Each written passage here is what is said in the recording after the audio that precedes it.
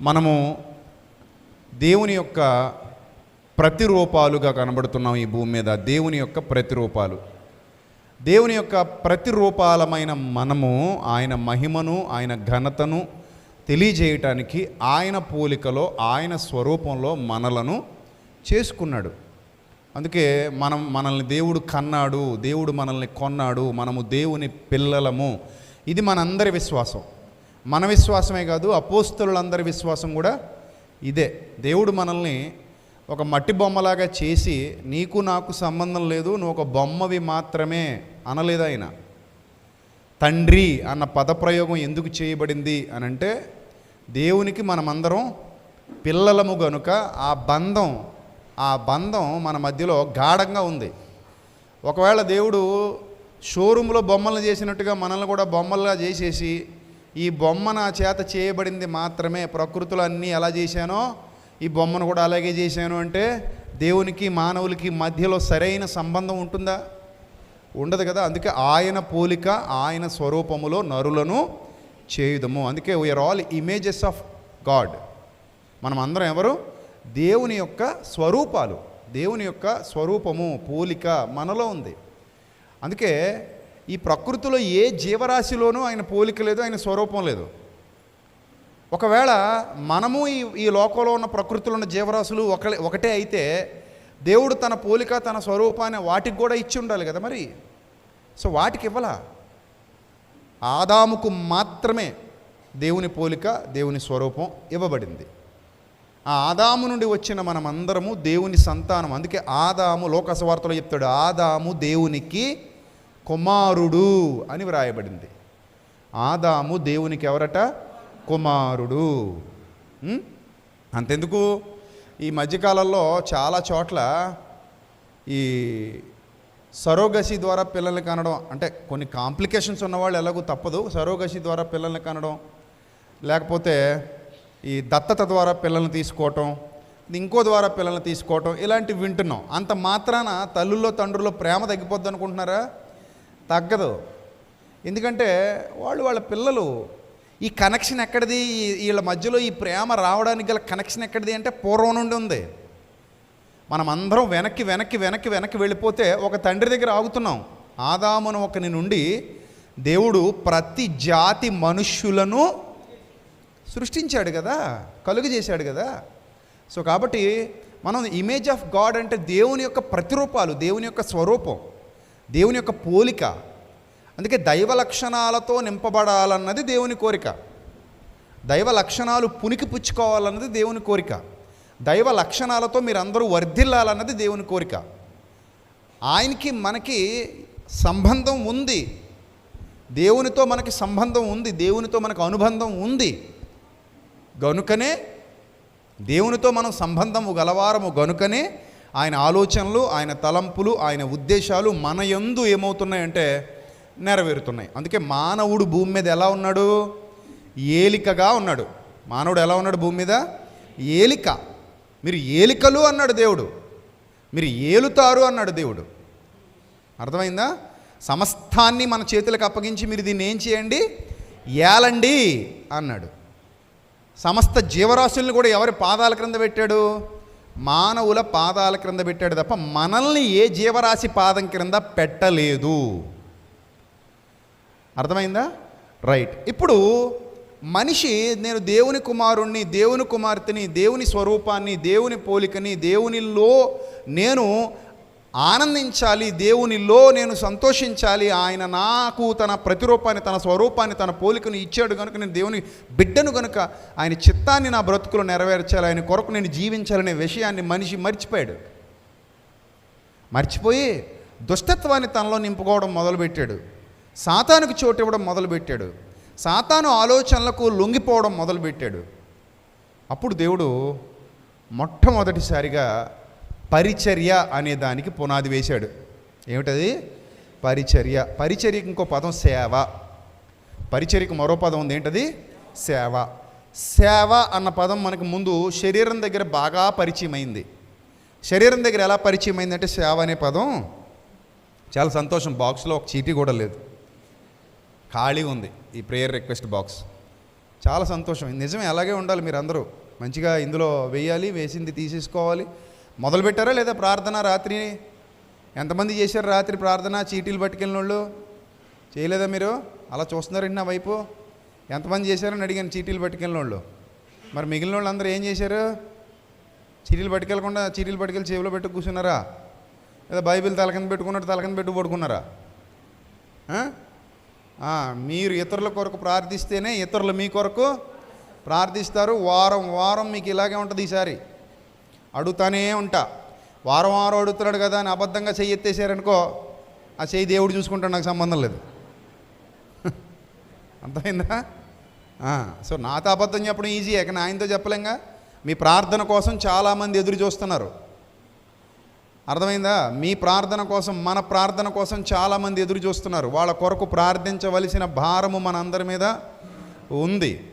So వాళ్ళందరి జీవితాలు బాగుండాలని, వాళ్ళందరి కుటుంబాల కొరకు, వాళ్ళందరి ఆత్మీయ జీవితాల కోసం, వాళ్ళందరి నడవడిక కోసం, వాళ్ళందరి వ్యక్తిగత సమస్యల కోసం మనం ప్రార్థిస్తూ ఉంటే దేవుడు మనల్ని కూడా ప్రేమిస్తాడు, మనకి ఇవ్వాల్సింది కూడా ఇస్తాడు. అర్థమైందా? రైట్. పరిచర్య లేదా సేవ అనేది ముందు శరీరం దగ్గర మనకు పరిచయం అయింది.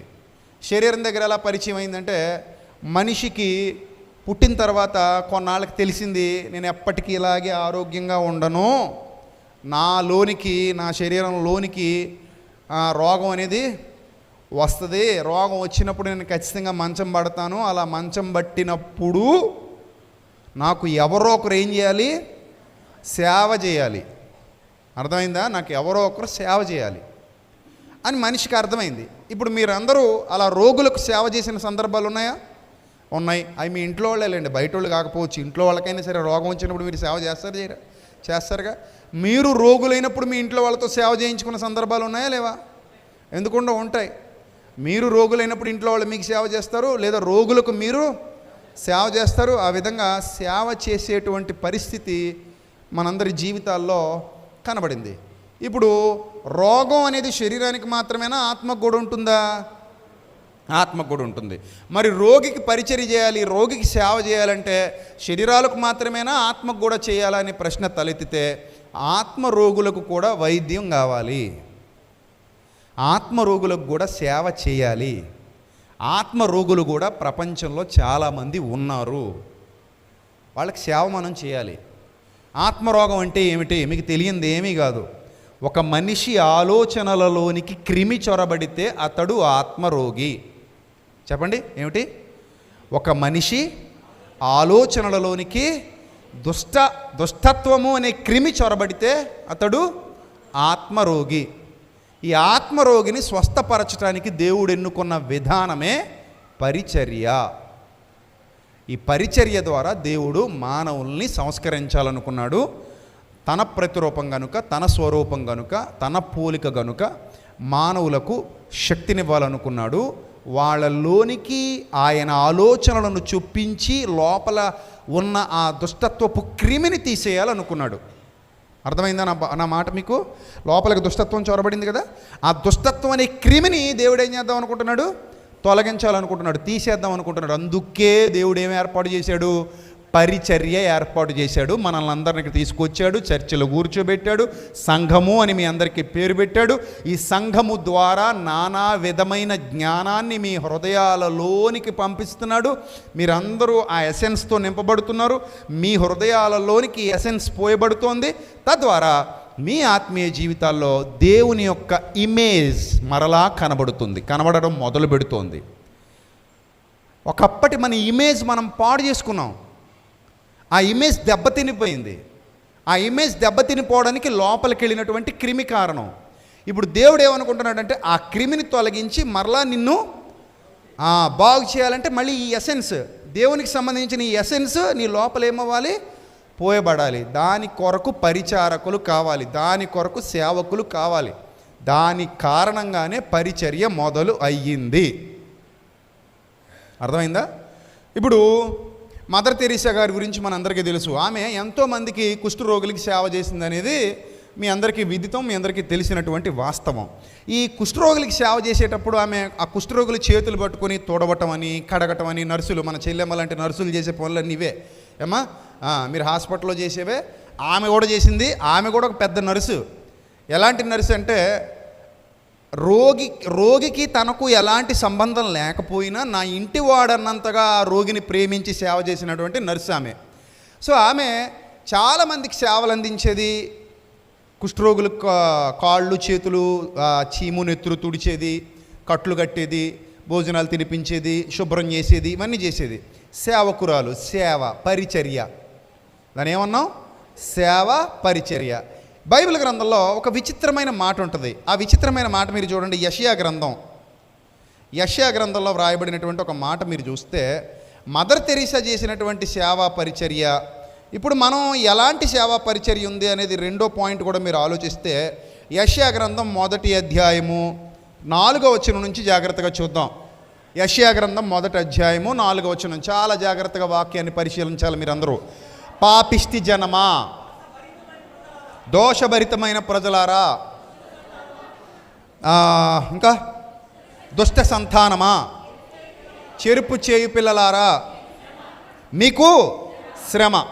వారు యెహోవాను విసర్జించి ఉన్నారు, ఇశ్రాయేలు యొక్క పరిశుద్ధ దేవుని దూషింతురు. అంటే ఇది ఎంత పెద్ద రోగం ఇది! వాళ్ళకున్న రోగాలు. పాపిష్టి జనం అంటే అందులోకి మొత్తం వస్తాయి, బల్క్గా పాపిష్టోళ్ళు అయ్యారు. రెండోది దోషభరితులు అంటే దోషంతో నింపబడి ఉన్నారు. అనేక దోషాలు వాళ్ళ చేతుల్లో, కాళ్ళల్లో, వాళ్ళ శరీరంలో, వాళ్ళ హృదయంలో జరుగుతున్నాయి. దోషభరితమైన ప్రజలు. నెక్స్ట్, దుష్టుడి సంతానంగా మారిపోయారు. అంటే సాతాను బిడ్డలు అయిపోయారు అందరూ కూడా. సాతాను బిడ్డలు అవ్వాలంటే ఆడి కడుపున పుట్టక్కర్లా. సాతాను బిడ్డలు అవ్వాలంటే సాతాను యొక్క ఆలోచనలు లోపల పెట్టుకుంటే చాలు, దత్తపుత్రుడివి, దత్తపుత్రికవి అయిపోయినట్టు లెక్క. సాతాను బిడ్డ, దుష్ట సంతానమా. నెక్స్ట్, చెరుపు చేయు పిల్లలారా. చెరుపు చేస్తున్నారంట, చెడు కొడుతున్నారంట సమాజాన్ని, వ్యవస్థను పాడు చేస్తున్నారు, ఆనాడున్న ప్రజల్ని పాడు చేస్తున్నారు, తన చుట్టూ ఉన్న వారిని పాడు చేస్తున్నారు. ఇశ్రాయేలీల్లో విగ్రహ సంబంధమైన అపవిత్ర ప్రవర్తనలు పెరిగిపోయినప్పుడు వాళ్ళతో పాటు ఇతరులకు కూడా ఆ యొక్క జాడ్యాన్ని అంటించారు. వాళ్ళు అంటించి ఆ బొమ్మల పేరిట వ్యభిచారం చేయడం, ఆ బొమ్మల పేరిట పిల్లల్ని బలివ్వడం, ఆ బొమ్మల పేరిట నీచమైన కార్యక్రమాలు చేయడం, తమ శరీరాలని కోసుకోవడం కూడా చేసేవారట. ఇలాంటి బాధాకరమైన, ఇబ్బందికరమైన పరిస్థితుల్లో ఆనాటి ప్రజలు ఉండేవారు, ఇశ్రాయేలీలు ఉండేవారు. బొమ్మల పేరిట చేసేవారు. అంటే వ్యర్థమైన వాటి పేరిట, జీవం లేని వాటి పేరిట, కన్నులుండి చూడని, చెవులుండి వినని, నోరుండి మాట్లాడని వాటి పేరిట ఈ కార్యక్రమాలన్నీ వాళ్ళు చేసేవారు. అర్థమవుతుందా?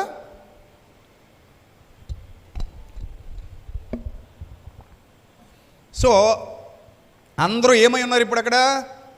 రోగులు. ఏమై ఉన్నారు? రోగులై ఉన్నారు. నెక్స్ట్,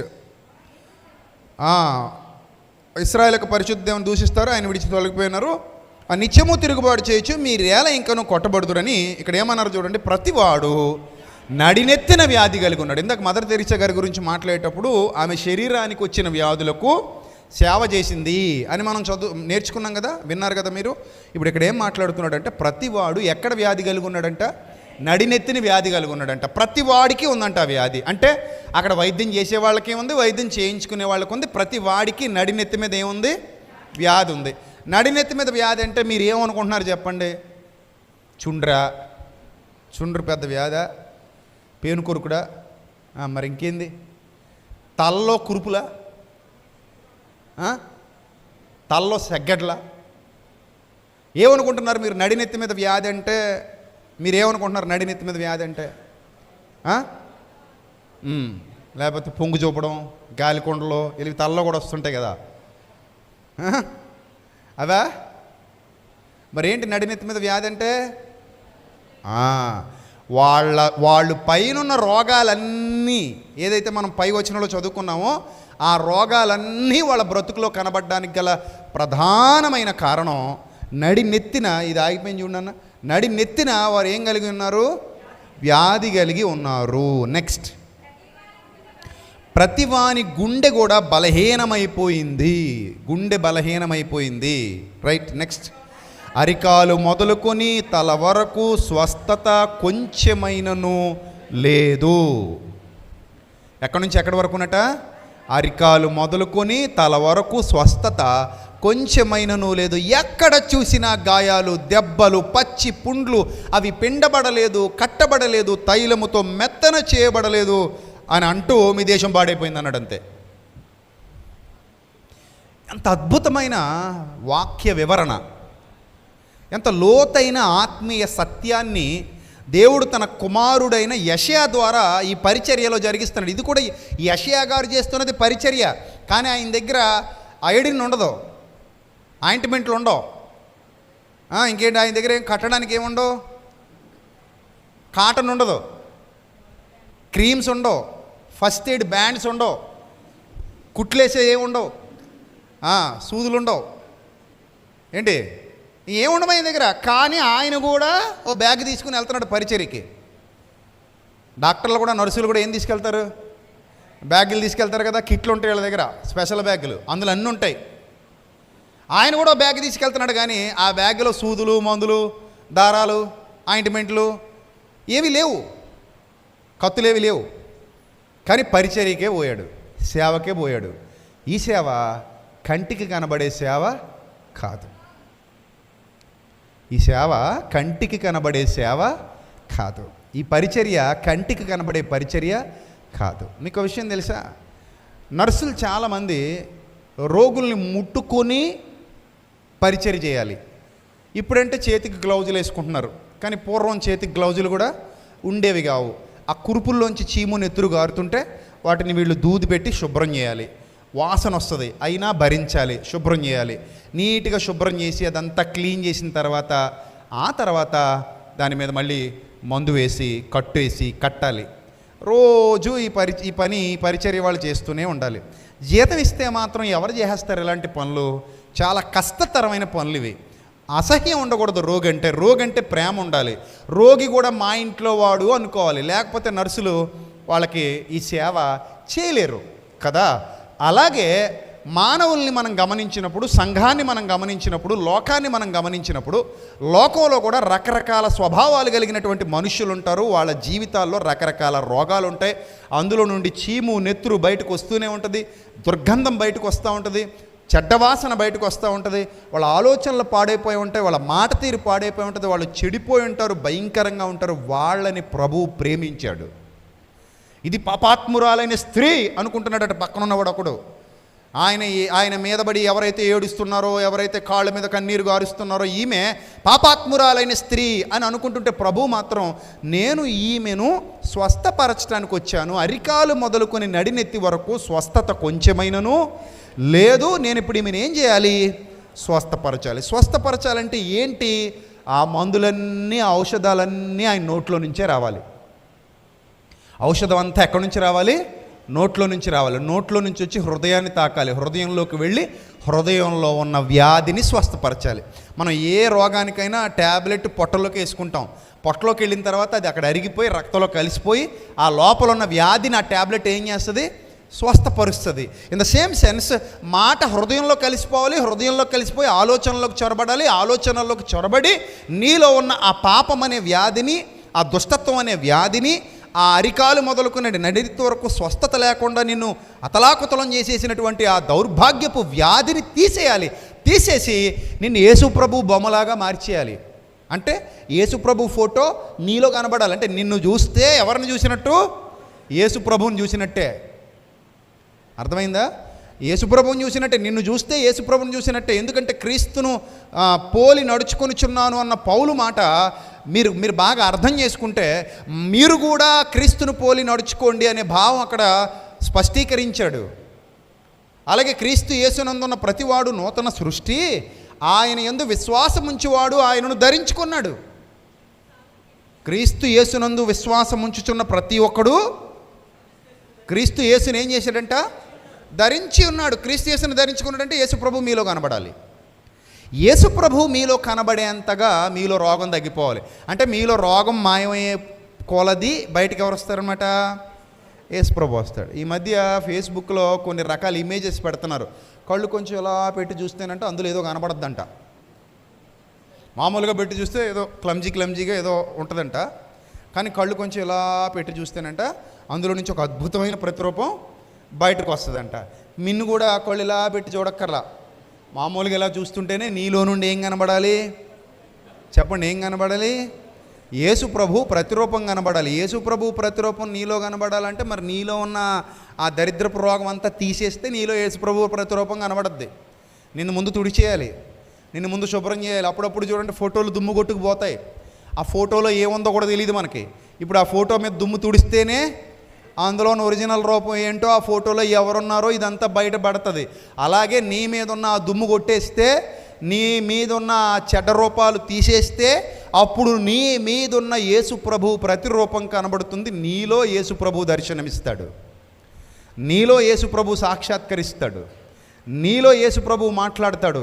మీరు క్రీస్తు యేసునందు ఉన్నవారుగా కనబడతారు. క్రీస్తు యేసు మీలో ఉన్నాడన్న పౌలు మాట మనందరి బ్రతుకులో నెరవేరుతుంది. దాని కొరకు డాక్టర్లు వచ్చారు. ఆ డాక్టర్లే పరిచారకులు. అర్థమైందా? ఒక డాక్టర్ పరిచారకుడుగా ఉండాలి. చూడండి, ఇర్మియా గ్రంథంలో ఒక అద్భుతమైన మాట వ్రాయబడింది. ఇర్మియా గ్రంథం 3వ అధ్యాయము 14 నుండి చూద్దాం. ఇర్మియా గ్రంథం, ఇప్పుడు యెషయా గ్రంథం చదివాం కదా, నెక్స్ట్ ఇంకో డాక్టర్ గారు. ఇర్మియా గ్రంథం 3వ అధ్యాయము, ఇర్మియా గ్రంథం 3వ అధ్యాయము 14వ వచనం. భ్రష్టులకు పిల్లలారా, ఎంత అందంగా పిలిచాడు చూడండి. ఒరే రోగి అయిన బిడ్డ అన్నాడు అనుకోండి, దాని అర్థం ఏంటి? రోగులైన పిల్లల్లారా అన్నాడంటే అర్థం ఏంటి? ఇదే అది. భ్రష్టులైన బిడ్డల్లారా అన్నాడు అంటే మనిషి ఏమయ్యాడు? భ్రష్టుడయ్యాడు. భ్రష్టుడు, జాలి లేకుండా, దయ లేకుండా, కరుణ లేకుండా మృగంలా మారిపోయాడు. మృగం. సమాజంలో చూశారు కదా, రోజు రోజుకి ఎలాంటి క్రైమ్స్ వస్తున్నాయంటే భయంకరమైన విషయాలు వింటున్నాం మనం సమాజంలో. ఊరికే చంపేయడం అని, పొడి చేయడం అని, దొంగతనాలని, మోసాలని, నరహత్యలు, అవి ఇవి, వ్యభిచారాలు, జారత్వాలు, ఒకటి కాదు రెండు కాదు, భయంకరులు అయిపోతున్నారు ప్రపంచంలో మనుషులు. ఎందుకు చీకటిని ఎన్నుకుంటున్నారంటే మరి వాళ్ళకే తెలియాలి. అది యాక్చువల్లీ మనం చీకటిని ఎన్నుకోవడానికి అసలు ఇష్టపడకూడదు. మ్యాక్సిమం చీకటికి దూరంగా పారిపోవటానికి ప్రయత్నం చేయాలి. దేన్ని ఎన్నుకోవాలి? మనుషులందరూ వెలుగును ఎన్నుకోవాలి. వెలుగులో ఉండాలి. వెలుగులో ఉన్నవాడు ధైర్యంగా ఉంటాడు, చీకట్లో ఉన్నవాడు బిక్కుబిక్కుమంటూ ఉంటాడు. చీకట్లో ఉన్నవాడు భయంతో బ్రతుకుతాడు, వెలుగులో ఉన్నవాడు ధైర్యంతో బ్రతుకుతాడు. వాడికి భయం లేదు కదా. ఇక్కడ ఇర్మియా గ్రంథం మీరు జాగ్రత్తగా గమనించండి. ఇర్మియా గ్రంథం 3వ అధ్యాయము 14వ వచనం. భ్రష్టులకు పిల్లలారా తిరిగి రండి అన్నాడంటే దాని అర్థం ఏంటి? మీరు స్వస్థత పొందాలి అని. తిరిగి రండి అంటే అర్థం ఏమిటి? మీరు అందరూ ఏం పొందాలి? స్వస్థత పొందాలి. భ్రష్టులకు బిడ్డలారా తిరిగి రండి. నేను మీ యజమానుడను, ఇదే యెహోవా వాక్కు. ఒకానొక పట్టణంలో నుండి ఒకనిగాను, ఒకానొక పట్టణంలో నుండి ఇద్దరిగాను మిమ్మల్ని తీసుకొని మరలా సీయోనుకు రప్పిస్తాను. ఎందుకంటే మీరు చెరలోనికి వెళ్ళిపోయారు కనుక నెక్స్ట్ రప్పిస్తాను. నాకు ఇష్టమైన కాపరులను మీకు నియమింతును. చూడండి, జాగ్రత్తగా ఆలోచన చేయండి. ఒక్క మాట జాగ్రత్తగా ఆలోచన చేయండి. నాకిష్టమైన కాపరులను మీకు నియమింతును. నాకిష్టం. కాపరి అనగానే దేవుని స్వరము విని అర్థం చేసుకుని దాన్ని చక్కగా ప్రజెంట్ చేయగలిగే సామర్థ్యము గలవాడు కాపరి. He is also a doctor, divine doctor. డిడి ఏంటది? డివైన్ డాక్టర్ అంటే ఆత్మ సంబంధమైన వైద్యుడు. చాలామంది సోషల్ మీడియాలో మన ప్రసంగాలు వింటున్నప్పుడు, లేదండి ఇది నేను విని చాలా మారిపోయానంటారు, ఇది నేను విన్నాక నాలో చాలా మార్పు వచ్చిందంటారు, ఇది ఆలోచన నాకు చాలా స్ఫూర్తినిచ్చిందంటారు, ఇది నేను చాలా ఇన్స్పైర్ చేసిందంటారు. ఇదంతా ఏమనుకుంటున్నారు మీరు? మారాను, ఇన్స్పైర్ అయ్యాను, నన్ను చాలా బలపరిచింది, నన్ను స్థిరపరిచింది, నన్ను ఆలోచింపజేసింది, ఇవన్నీ ఏంటనుకుంటున్నారు? మీ మందు నా మీద పనిచేసింది అని. డాక్టర్ గారు మీరు ఇచ్చిన మందు నాకు ఏం చేసింది? పనిచేసింది. నా ఉద్దేశం ఏంటంటే మందు అందరికీ పనిచేయాలి. లేబుల్ కనబడకపోయినా పర్లేదు, ఎసెన్స్ వెళ్ళిపోతే చాలు అనుకుంటాను నేను. కొంతమంది ఉంటారు మనలో, ఏమయ్యా నువ్వు ఒకటి చెప్పావు కానీ అందులో రెఫరెన్స్ వేయలేదేటి, అందులో బైబిల్లో ఏ అధ్యాయంలో ఉందో రాయలేదేటి, ఇక్కడ యేసుప్రభు బొమ్మ లేదేటి అంటాడు. అంటే ఇప్పుడు నీకు లోగో అవసరమా? లోగో లేకుండా మందు వెళ్ళిపోవడం అవసరమా? ఏది ఇంపార్టెంట్ మనకి? తెలివైనోడు లోగో గురించి ఆలోచించడు. లోగో లేకపోయినా పర్లేదు, లోగో కనబడకపోయినా పర్లేదు, ఏం వెళ్ళిపోవాలి జనంలోనికి? మందు వెళ్ళిపోవాలి, మందు వెళ్ళాలి ముందు. పౌలు గారు కూడా సువార్త ప్రకటిస్తున్నప్పుడు తెలియబడని దేవుని గురించి మీకు తెలియజెప్తానని మొదలుపెట్టి ప్రసంగం అంతా పూర్తయ్యేదాకా ఏం చెప్పకుండా లాస్ట్లో చెప్తాడు అన్యజనుల మధ్యలోనికి వెళ్ళినప్పుడు. సో ఒక మనిషిని స్వస్థపరిచే మాట మన నోట నుండి వస్తుందా లేదా? ఒక మనిషిని ఆ మాట ఆలోచింపజేస్తుందా లేదా? ఒక మనిషిని ఆ మాట స్వస్థపరుస్తుందా లేదా? ఒక మనిషిని ఆ మాట దేవుని భావజాలంలోనికి క్రమక్రమంగా నడిపిస్తుందా లేదా? మంచి అనేది టన్నుల లెక్కన ఒకేసారి హృదయంలోకి వచ్చి పడిపోదు. మంచి అనేది ఏదైనా సరే మనం మొదలుపెట్టినప్పుడు చిన్నగా లోపలికి వెళ్ళి అది మెల్లిమెల్లిగా ఏమవుతుంది? లోపల ఇంప్రూవ్ అవుతుంది. Point to point subject to subject ఇతరులకు చేరవేయటంలో మనం శక్తిని కలిగి ఉండాలి. అందుకు తెలివి కావాలి, యుక్తి కావాలి. పావురముల వలె నిష్కపటులుగా, పాముల వలె వివేకులుగా, గొర్రెల మధ్యలోనికి, తోడేళ్ల మధ్యలోనికి గొర్రెలను పంపినట్టుగా నేను మిమ్మల్ని పంపుతున్నాను కనుక మీరు చాలా జాగ్రత్తగా నెగ్గుకు రావాలి, జాగ్రత్తగా యుద్ధంలో గెలవాలి. ఇది తెలివైన దేవుని లక్షణం కనుక ఆ తెలివిని మనకు నేర్పించాడు.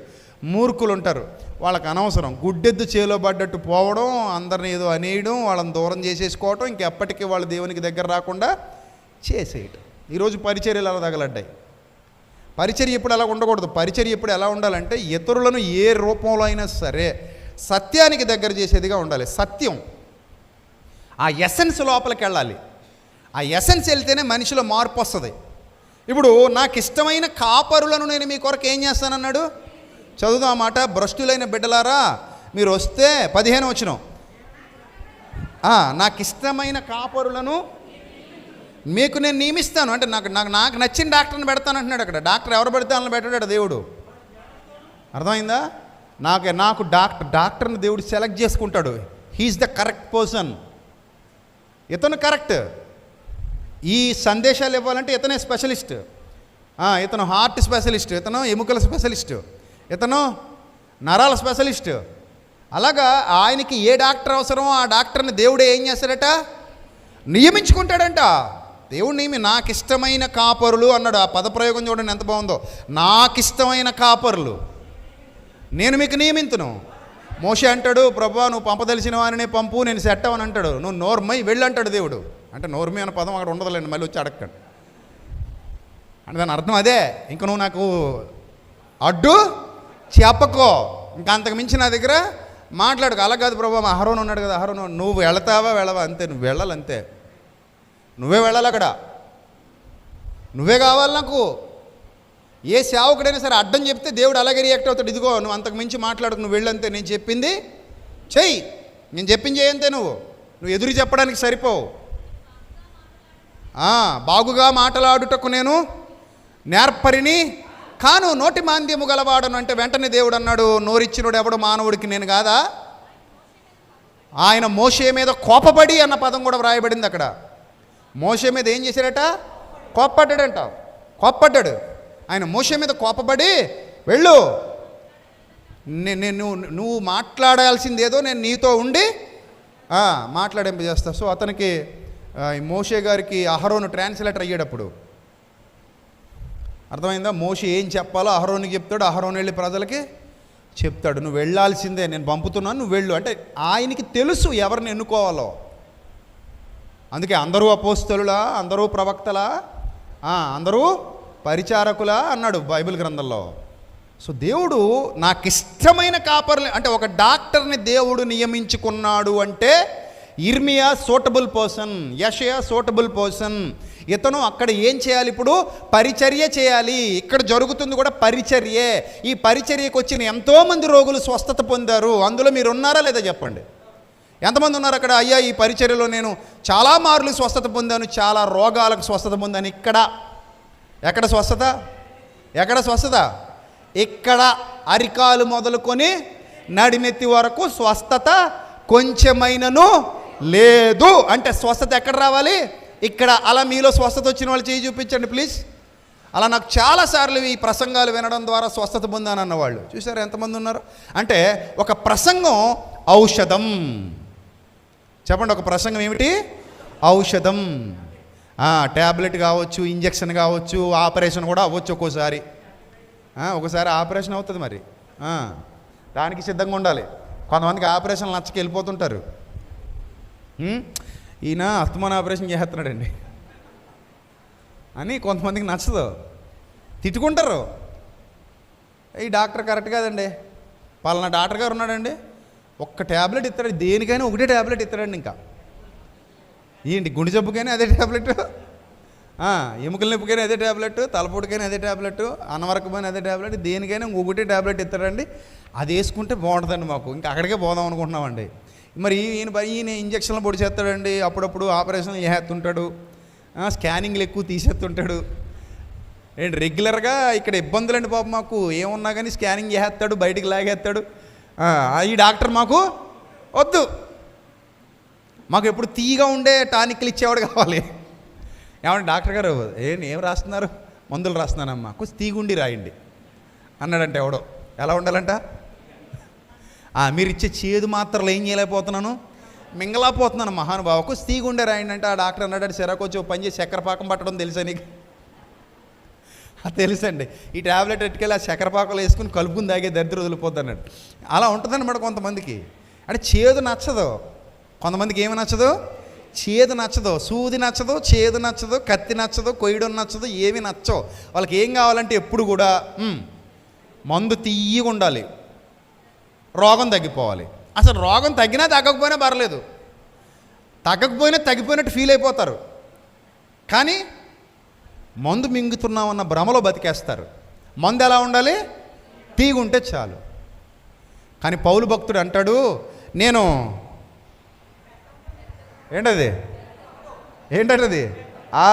బెత్తమట. సంఘానికి బెత్తం ఏంటి నాయనా అని ఆశ్చర్యపోతాం. సంఘంలో ఉన్నదేమో ఎలిమెంటరీ పిల్లల, అందరూ పౌలు గారి కంటే కూడా ఎవరుంటారు, పెద్దోళ్ళు ఉంటారు. కానీ డాక్టరే. డాక్టర్ వయసులో పెద్దోడా చిన్నోడా, డాక్టర్ అమ్మ వయసులో పెద్దదా చిన్నదా కాదు అక్కడ, ఆమె వైద్యురాలు, అది ఇంపార్టెంట్. అక్కడ ఆమె హృదయంలో వైద్యం చేయగలిగే జ్ఞానం ఉంది, అది ఇంపార్టెంట్. అలా కాదయ్యా, నేను 70 ఏళ్ల వయసున్న వృద్ధుడిని, నువ్వేమో 25 ఏళ్ల వయసున్న వైద్యుడివి, ఈ వృద్ధుడికి ఈ వైద్యుడు వైద్యము చేయుట తగునా అన్నాడు అనుకో, అప్పుడు ఆ వైద్యుడు అంటాడు, నువ్వు 70 ఏళ్ల వయసున్న వృద్ధుడివే కానీ నీ బుర్రలో బుద్ధి లేదు, వైద్యం చేసే బుద్ధి జ్ఞానం. నేను 25 ఏళ్ల వయసున్న చిన్నవాడనే కానీ నా బుర్రలోనికి నీ 70 ఏళ్ల వృద్ధుడికి ఎలా వైద్యం చేయాలో తెలుసుకోగలిగిన జ్ఞానం వివేకం సంపాదించాను గనుక నువ్వు నా ముందు చక్కగా చెప్పినట్టు పడుకో, చెప్పినట్టు కూర్చో, ఎలా చేయమంటే అలా చెయ్యి, అప్పుడే నీ రోగం తగ్గుద్ది. రోగం తగ్గాలంటే వయసుతో సంబంధం లేదు. ఇప్పుడు పౌలు గారు ఏం పట్టుకొచ్చారంట, బెత్తం పట్టుకురానా అని అడుగుతున్నారు. బెత్తంతో రమ్మంటారా, సాత్వికమైన మనస్సుతో రమ్మంటారా అని అడిగాడు. అప్పుడు వాళ్ళు ఏమంటారు, ఇంకా వైద్యం కావాలనుకున్న ప్రతోడు ఏమనాలి, అయ్యా మీరు బెత్తంతోనే రండి బాబయ్యా. ఎందుకంటే ఒక్కోసారి బెత్తం లేకపోతే మాకు దేవుని చిత్తం తెలీదు. బెత్తం ఎందుకు, దేవుని చిత్తం అర్థం కావాలంటే బోధకుడు ఒక్కోసారి బెత్తం పట్టాలంట. అది బెత్తంతోనే రా బాబయ్యా అనేలాగా ఆయన పరిచర్య కొనసాగింది. సో కాబట్టి ఇక్కడ మీరు జాగ్రత్తగా గమనిస్తే, నాకిష్టమైన కాపరులను నేను నియమించుకుంటాను, వారు జ్ఞానముతో వివేకముతో మిమ్మల్ని ఏలతారన్నాడు. వారు జ్ఞానముతో వివేకముతో మిమ్మును ఏలుదురు. ఆ ఏలికగా వాళ్ళు ఉండాలి, నా సేవకులు ఉండాలి. అందుకే వాళ్ళని నేను నియమించుకుంటాను. ఒక మంచి వైద్యుడు మనకు దొరికితే ఎంత ఆనందం తెలుసా. నాకు ఏ రోగం వచ్చినా స్వస్థపరచగలిగే ఒక మంచి వైద్యుడు నాకు దొరికాడు. దేవుడు అలాంటి వైద్యాన్ని నాకు అందిస్తున్నాడు. ఎందుకంటే దేవుడు ఎప్పుడు కూడా ఈ సమాజాన్ని ఆలోచింపచేయాలి అనుకున్నప్పుడు సమర్థుడిని ఎన్నుకుంటాడు. రాజులు చాలామంది ఉన్నారు, కానీ దావీదే ఎందుకు కావాలి? దావీది కంటే ఏలియాబు ఎలాగున్నాడంట, మంచి పికప్గా ఉన్నాడు. కానీ ఏలియాబు వద్దు ఆయనకి. ఆయనకి కావాల్సింది కటౌట్ కాదు, కంటెంట్ ఉన్నాడు కావాలి. ఆ కంటెంట్ ఎవరిలో ఉందో వెతుకుతాడు దేవుడు, అతనినే నియమిస్తాడు. అందుకే నాకిష్టమైన కాపరులను నేను మీకు నియమింతును. నాకిష్టమై అవ్వాలి ఆ కాపరి. ఎవరు పడితే వాళ్ళని నియమించను. నాకిష్టమైన కాపరులను మీకు నియమిస్తాను, వారు జ్ఞానముతో వివేకముతో మిమ్మల్ని ఏం చేయాలి, ఏలుదురు అన్నాడు. అర్థమైందా? సో ఒక వైద్యం జరుగుతోంది సంఘాలలో, వైద్యం జరగాలి. ఈరోజు దురదృష్టం కొద్దీ ఏమవుతుందంటే సంఘాలకు వైద్యం తక్కువైంది. అంతేనా? ఎంత పెద్ద హాస్పిటల్ ఉన్నా సరైన డాక్టర్ లేడనుకోండి, ఆ హాస్పిటల్ వల్ల ఉపయోగం ఏంటి? గదులు 100 ఉండొచ్చు. అప్పుడప్పుడు అంటారు 1000 పడకల ఆసుపత్రి, 10,000 పడకల ఆసుపత్రి అంటారు. ఎన్ని పడకలు ఉంటాయి ఎవరికి ఉపయోగం? ఆ పడక మీద ఒకడు పడుకోవాలంటే ఆ పడుకున్నోడికి ఏం చేయాలి? వైద్యం చేయాలి. ఆ వైద్యం చేయగలిగే సమర్థుడు అక్కడ ఉండాలి. ఇక్కడ 1000 పడకలా, 1,00,000 పడకలా, 30 లక్షల పడకలా కాదు. అక్కడ 1,00,000 పడకలు ఉండొచ్చు ఆసుపత్రిలో, 10 లక్షల పడుకలు ఉండొచ్చు, కానీ పడుకునే ఉంటారు వాళ్ళు కదా. సో ఎన్ని పడకలు ఉన్నాయన్నది ముఖ్యం కాదు, కానీ ఆ పడకల మీద పడుకున్న వారికి ఎలాంటి వైద్యం అందుతుంది అనేది ముఖ్యం. అర్థమవుతుందా? వైద్యం ఇంపార్టెంట్. అక్కడ వైద్యం బాగా జరిగితే ఎవ్వరూ నరకానికి వెళ్ళరు. వైద్యం బాగా జరిగితే ఎవ్వరూ అరికాలు మొదలుకొని నడినెత్తి వరకు అస్వస్థతతో ఉండరు. ఆ వైద్యం బాగా జరిగే అవకాశం ఎక్కడుందని వెతుక్కోవాలి. మనం హాస్పిటల్స్ కూడా అలాగే వెతుక్కుంటాం. ఎవరైనా చెప్తే చాలు, మనం మౌత్ పబ్లిసిటీ కూడా చేస్తాం. దేనికి చేస్తాం మౌత్ పబ్లిసిటీ? మాకు రోగం ఉండేదండి, అది పలానా డాక్టర్ గారి దగ్గరికి వెళ్తే ఏమైందండి, తగ్గిపోయిందండి, ఇలా చేత్తో తీసి పడేసినట్టు పోయిందండి. అబ్బాబ్బా, మీరు కూడా అక్కడికి వెళ్ళండి. చెప్తారు చెప్పరా? చెప్తారా? అయ్యో బోల్డ్ మంది. ఎవరైనా హోమియోపతి డాక్టర్ గారు మందులు బాగా పనిచేస్తున్నాయి అనుకోండి, మీరేమంటారు? పలానా చోట, ఇప్పుడు ఊరొద్దులే నువ్వు చెప్పుకో, పలానా చోట ఒక డాక్టర్ గారు ఉన్నారండి, ఆ డాక్టర్ గారి దగ్గరికి వెళ్తే మీకు ఆ హోమియోపతి మందులు ఏమవుతాయి, బాగా పనిచేస్తాయి అంటామా?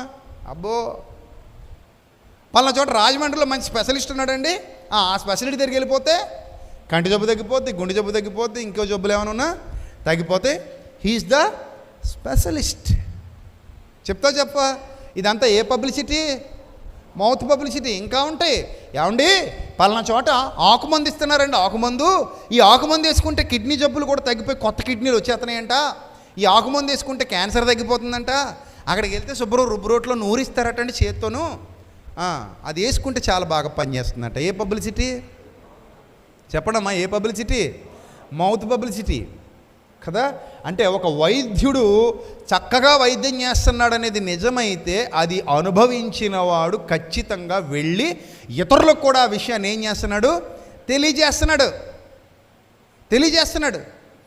ఇదిగో ఈ రీతిగా మేము అక్కడ మేలు పొందుకున్నాం, అక్కడికి వెళ్ళి మేము ఈ సత్యాన్ని తెలుసుకున్నాం, అక్కడికి వెళ్ళి మేము జ్ఞానాన్ని నేర్చుకున్నాం, మీరు కూడా వెళ్ళండి అంటాడు. కానీ సంఘానికి వచ్చిన దౌర్భాగ్యం ఏమిటంటే, మనం ఎన్నో జ్ఞాన సంగతులు వింటాం, మనం ఎన్నో గొప్ప సంగతులు నేర్చుకుంటాం, మనం ఎన్నో సబ్జెక్టులు నేర్చుకుంటాం, మనం ఎంతో బలపడతాం, మనం ఎంతో ఆశీర్వదింపబడతాం, కానీ ఎవరికి నోరు తెరిచి ఇదిగో నేను పలానా చోటకి వెళ్ళి అక్కడ వాక్యం నేర్చుకున్నా, ఇలా బలపడ్డా, నువ్వు కూడా వెళ్ళు నేర్చుకో, లేదా చూడు నేర్చుకో, నాలాగే నువ్వు బలపడు, నాలాగే నువ్వు ఆశీర్వదింపబడు, నాలాగే నువ్వు జ్ఞానవంతుడు కా, వివేకవంతుడు కా.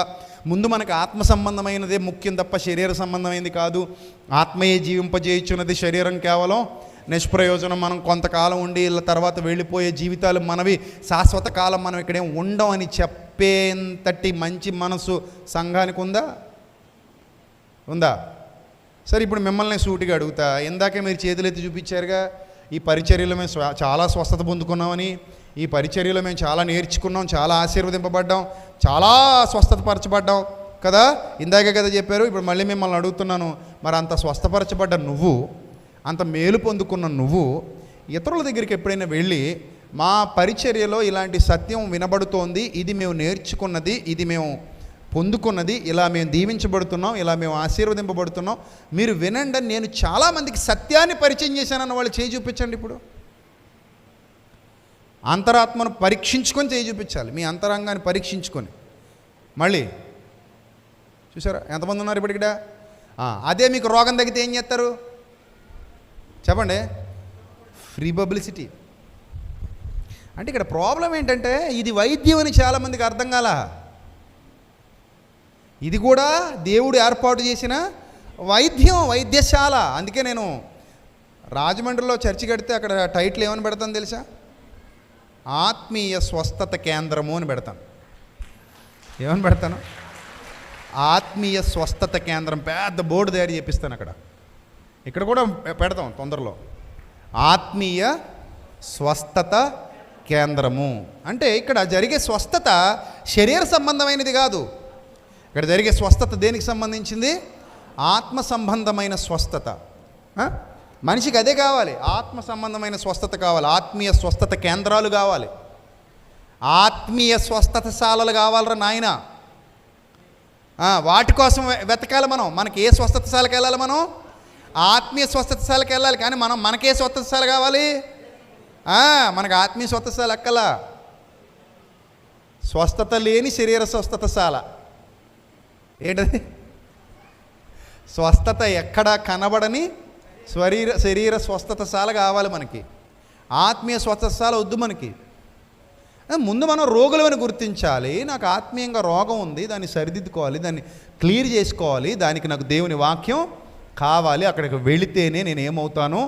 మారతాను. అక్కడికి వెళితేనే నేను దేవుని జ్ఞానాన్ని సొంతం చేసుకుంటాను. ఇప్పుడు ఇతరులకు కూడా నేను చెప్తాను, అరే నాయన, నువ్వు విన్నావా ఎప్పుడైనా దేవుని మాట?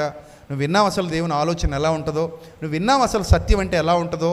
ఇది సత్యం అంటే ఇలా నేర్చుకో, ఇలా వెళ్ళు. ఇలాంటి సహవాసం కావాలి మనకి, ఇలాంటి పరిచర్య కావాలి, ఇలాంటి బోధకులు కావాలి, ఇలాంటి విశ్వాసులు ఉండాలి. ఇలా మనం వర్ధిల్లాలి, ఇలా మనం జ్ఞానవంతులం, వివేకవంతులం కావాలి. నేను అందుకే చెప్తుంటాను, ఎవరు పడితే వాళ్ళు డాక్టర్లు కారు. వైట్ కోట్ వేసుకుని మెడలో టెతస్కోప్ వేసేసుకున్నంత మాత్రాన డాక్టర్ అయిపోతారమ్మా? అన్నపూర్ణ అవరు కదా. ఒకవేళ నా దగ్గర 10 మంది డాక్టర్లు ఉన్నారు, నీ ముందు వరుసలో కూర్చున్న వాళ్ళందరికీ తెల్లకోట్లు వేసేసి పంపించేస్తే కాకినాడ గవర్నమెంట్ హాస్పిటల్లో వైద్యం చేయనిస్తారమ్మా? తీసుకెళ్ళి సరదాగా ఏమైనా చేస్తారా వీళ్ళు? ముందు వరుసలో కూర్చున్న 10 మందికి తెల్లకోట్లు కుట్టిస్తాను, అక్కడి నుంచి మొదలుపెట్టి ఇక్కడ దాకా. తెల్లకోట్లు, స్టెతస్కోపులు, మంచిగా ఒక్కొక్కరికి ఒక్కొక్క కళ్ళజోడు. ఆల్రెడీ ఉన్నోళ్ళకి ఉన్నాయి లేని లేరోడికి కళ్ళజోడు వేసి తొడిగించి చక్కగా చేతిలో చేతులు పెట్టుకుని స్పీడ్గా నడుచుకుంటూ బెడ్ నుంచి బెడ్కి వెళ్ళిపోతుంటే డాక్టర్ అయిపోతాడా? అవ్వడు. తర్పీదు కావాలి. తర్పీదు లేనివాడు వైద్యుడైతే హాస్పిటల్స్ ఏమవుతాయి? మార్చరీ రూములు అవుతాయి. అంతే కదా. ఇంకా అన్ని గదుల్లోనూ మార్చరీలే పెట్టాలి. ఇంకా ఎందుకు? రోగులు ఉండరు. ఎవరుంటారు? శవాలు ఉంటాయి. సంఘంలో శవాలు ఉండకూడదు. సంఘంలో జీవం కలిగిన దేవుని పిల్లలు ఉండాలి. రోషం కలిగిన వారే దేవుని కొరకు బతకాలి. రోషం కలిగిన వారే పరిచర్యలో వాడబడాలి. రోషం కలిగిన వారే దేవుని సేవలో ముందుకు కదలాలి. దినదినం అభివృద్ధి చెందాలి. దినదినం క్షేమాభివృద్ధి చెందాలి. అలాగా నేను నాయకుల్ని నియమిస్తానన్నాడు. వారు జ్ఞానముతోనూ వివేకముతోనూ మిమ్మల్ని ఏలతారన్నాడు. ఇప్పుడు మీ శరీరంలో ఉన్న రోగాలు కాదు, మరి ఏ రోగాలు పోవాలట? ఆత్మలో ఉన్న రోగాలు పోవాలి. ఆత్మీయ స్వస్థత కేంద్రం మీరు ఆ కేంద్రంలో ఉండాలి. అలాంటి వైద్యుడే సేవకుడు. వైద్యుడు లేని వైద్యశాల నిరుపయోగమైనది. హెడ్ ఆఫ్ ద డిపార్ట్మెంట్ ఆ వైద్యశాలకి. అనగా ఒక హాస్పిటల్కి వెళ్ళాం అనుకోండి, ఆ హాస్పిటల్ పేర్లు మేము మా చిన్నప్పటి నుంచి కూడా మేము హాస్పిటల్ పేర్లు డాక్టర్ పేరుతో పిలుచుకునేవాళ్ళం. అర్థమైందా? ఏమని పిలిచేవాళ్ళం? డాక్టర్ పేరుతో. దేని పిలిచేవాళ్ళం? హాస్పిటల్ పిలిచేవాళ్ళం. ఇప్పటికీ ఉన్నాయి అలాగా. మన ఏరియాలో చూడండి, మన ఏరియాలో చాలా హాస్పిటల్స్ ఉన్నాయి. ఎవరి పేరుతో పిలుస్తారు హాస్పిటల్ని? ఆ వైద్యుడు, అక్కడ ప్రధాన వైద్యుడు ఎవరైతే ఉన్నాడో ఆ వైద్యుడి పేరుతో హాస్పిటల్. ఎందుకంటే అతడు అక్కడ వైద్యం చేస్తున్నాడు, చక్కగా వైద్యం చేస్తున్నాడు. వైద్యుడు సరైన వాడు కాకపోతే అక్కడ హాస్పిటల్ ఉన్నా ఉపయోగం లేదు, ఎన్ని పడకలున్నా ఎలాంటి ప్రయోజనం లేదు. కాబట్టి మీరు ఎంచుకున్నప్పుడు సరైన ఎంపిక మీ ఆత్మీయ జీవితానికి అవసరం. అర్థమైందా? కొంతమంది అడుగుతుంటారు నన్ను, అన్న ఎక్కడ బాప్తిస్మం పొందితే అక్కడికే వెళ్ళాలట కదన్నా, అక్కడ సత్యం లేకపోయినా, అక్కడ జ్ఞానం లేకపోయినా, అక్కడ సరిగా వాక్యం ప్రకటించకపోయినా బాప్తిస్మం ఎక్కడ పొందితే అక్కడికే వెళ్ళాలట కదన్నా అని ఒక ప్రశ్న ఒక ఆయన అడిగాడు నన్ను. నేను అన్నప్పుడు, ఇంతకీ సత్యం లేదని నువ్వే చెబుతున్నావు, జ్ఞానం లేదని నువ్వే చెప్తున్నావు, అక్కడికి వెళ్ళాలని నువ్వే చెప్తున్నావు, ఇంతకీ నువ్వు పొందిన బాప్తిస్మం సరైందేనా అని అడిగాను. కరెక్టే కదా? సత్యం లేదు, జ్ఞానం లేదు, ఏమీ లేదు, కానీ నువ్వు అక్కడ బాప్తిస్మం పొందానంటున్నావు. మరి నువ్వు పొందిన బాప్తిస్మం సరైందేనా? అక్కడే నీకు పెద్ద ప్రశ్న వస్తుంది. కాబట్టి సత్యము, జ్ఞానము, వివేకము లేని చోటకు వెళ్ళమని బైబిల్ ఎప్పుడూ బోధించలేదు. అలాగని ఎక్కడ బాప్తిస్మం పొందితే అక్కడికే వెళ్ళాలని బైబిల్ ఏమీ చెప్పట్లేదు. పౌలు గారు స్థాపించిన సంఘాలలో యోహాను గారు పరిచర్య చేసిన సందర్భాలు ఉన్నాయి. అర్థమైందా? సంఘము అనగానే దేవుని యొక్క సొత్తు, మనిషి సొత్తు కాదు. పరిచర్య లేదా సంఘము, నేను ఎక్కడికి వెళ్ళాలి అని అంటే, నువ్వు ఎక్కడికి వెళ్ళాలి? నేను ఏ హోటల్కి వెళ్ళాలి చెప్పండి? ఆకలేస్తుంది, హోటల్కి వెళ్ళాలనుకుంటున్నాను. ఏ హోటల్కి వెళ్తే బాగుంటుంది? ఎక్కడ శుభ్రమైన మంచి ఆహారం పెడుతున్నారో అక్కడికి పోవాలి. ఎక్కడ కల్తీ ఆహారం ఉందో అక్కడికి వెళ్ళకూడదు. ఏ హాస్పిటల్కి వెళ్ళాలి? ఎక్కడ సరైన వైద్యం అందిస్తున్నారో ఆ హాస్పిటల్కి వెళ్ళాలి. అది దూరమైనా సరే అక్కడికే పోవాలి. ఎక్కడ సరైన వైద్యం అందట్లేదో, ఎక్కడ డాక్టర్ సరైనోడు కాదో, ఎక్కడ డాక్టర్ సరిగా చదువుకోలేదో ఆ డాక్టర్ దగ్గరికి వెళ్ళాల్సిన అవసరత లేదు. వెళ్ళినా నీకు వైద్యం సరిగా జరగదు కదా. నేను డాక్టర్ని, హాస్పిటల్ని ఎన్నుకున్నప్పుడు నాకు ఎక్కడ సరిగా వైద్యం జరుగుతుందో అక్కడికి వెళ్ళిపోవాలి. నేను ఇతరులకు చెప్పేటప్పుడు కూడా అక్కడికి వెళ్ళు, నేను రుచి చూశాను, నేను నా అనుభవంతో చెప్తున్నాను, అక్కడ సత్యం దొరుకుతుంది, వెళ్ళు, జ్ఞానం దొరుకుతుంది, వెళ్ళు, నేర్చుకో, బలపరచబడు అని చెప్పాలి. అది నా మౌత్ పబ్లిసిటీ కదా. అంతే తప్ప పర్లేదమ్మా ఎక్కడ పడితే అక్కడికి వెళ్ళిపోమ్మా, ఏదైనా ఒకటే అమ్మా అని ఎక్కడ చెప్పరు. ఎక్కడికైనా సరే మస్ట్ అండ్ షుడ్గా మనం గుర్తించాల్సింది అక్కడ సత్యం ఉందా లేదా, అక్కడ దేవుని వాక్యం ఉన్నట్టుగా ఉపదేశించబడుతోందా లేదా, అక్కడ ప్రభు యొక్క పరిచర్య నమ్మకంగా జరుగుతోందా లేదా, అక్కడున్న సేవకుడు లేదా అక్కడున్న విశ్వాసులు ఎలా ఉంటున్నారు, వాళ్ళ ఆలోచనలు ఎలా నడుస్తున్నాయి, వాళ్ళు బైబిల్కి ఇస్తున్న విలువేంటి, ఇవి కన్సిడర్ చేయాలి మనం. ఏదైనా సరే ఈ కన్సిడర్ చేయకుండా మనం గుడ్డెద్దు చేయబడ్డట్టు వెళ్ళిపోకూడదు. బాప్తిజం పొందిన చోటే ఉండాలనుకుంటే నీకు బోధించే సేవకుడు కూడా ఎక్కడో చోట బాప్తిజం పొందినోడే. మరి ఇప్పుడు నేను కూడా ఎక్కడ బాప్తిజం పొందిన అక్కడికి వెళ్ళి కూర్చోమంటావా? అవునా కదా? బాప్తిజం పొందడం అనేది అందరు, ఇప్పుడు సేవకుడు కూడా ఎక్కడో చోట ఏం పొందినాడు? బాప్తిజం పొందినోడే కదా. అక్కడ పాయింట్ బాప్తిజం పొందిన చోట అని కాదు.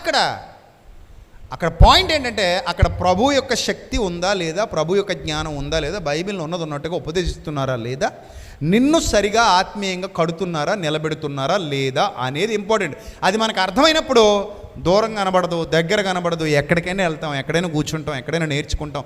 అక్కడ సత్యం ఉందా లేదా అనేది మాత్రం పరీక్షించుకుంటాం. దేవుడు ఆ వ్యక్తిని ఎన్నుకున్నాడా లేదా, అతని హృదయంలో నుండి దేవుని ఆత్మ సంగతులు బయటకు వస్తున్నాయా లేదా, దట్ ఈజ్ మోస్ట్ ఇంపార్టెంట్. అప్పుడు మనకు అక్కడ వైద్యుడు కనబడతాడు. ఎవరు కనబడతాడు?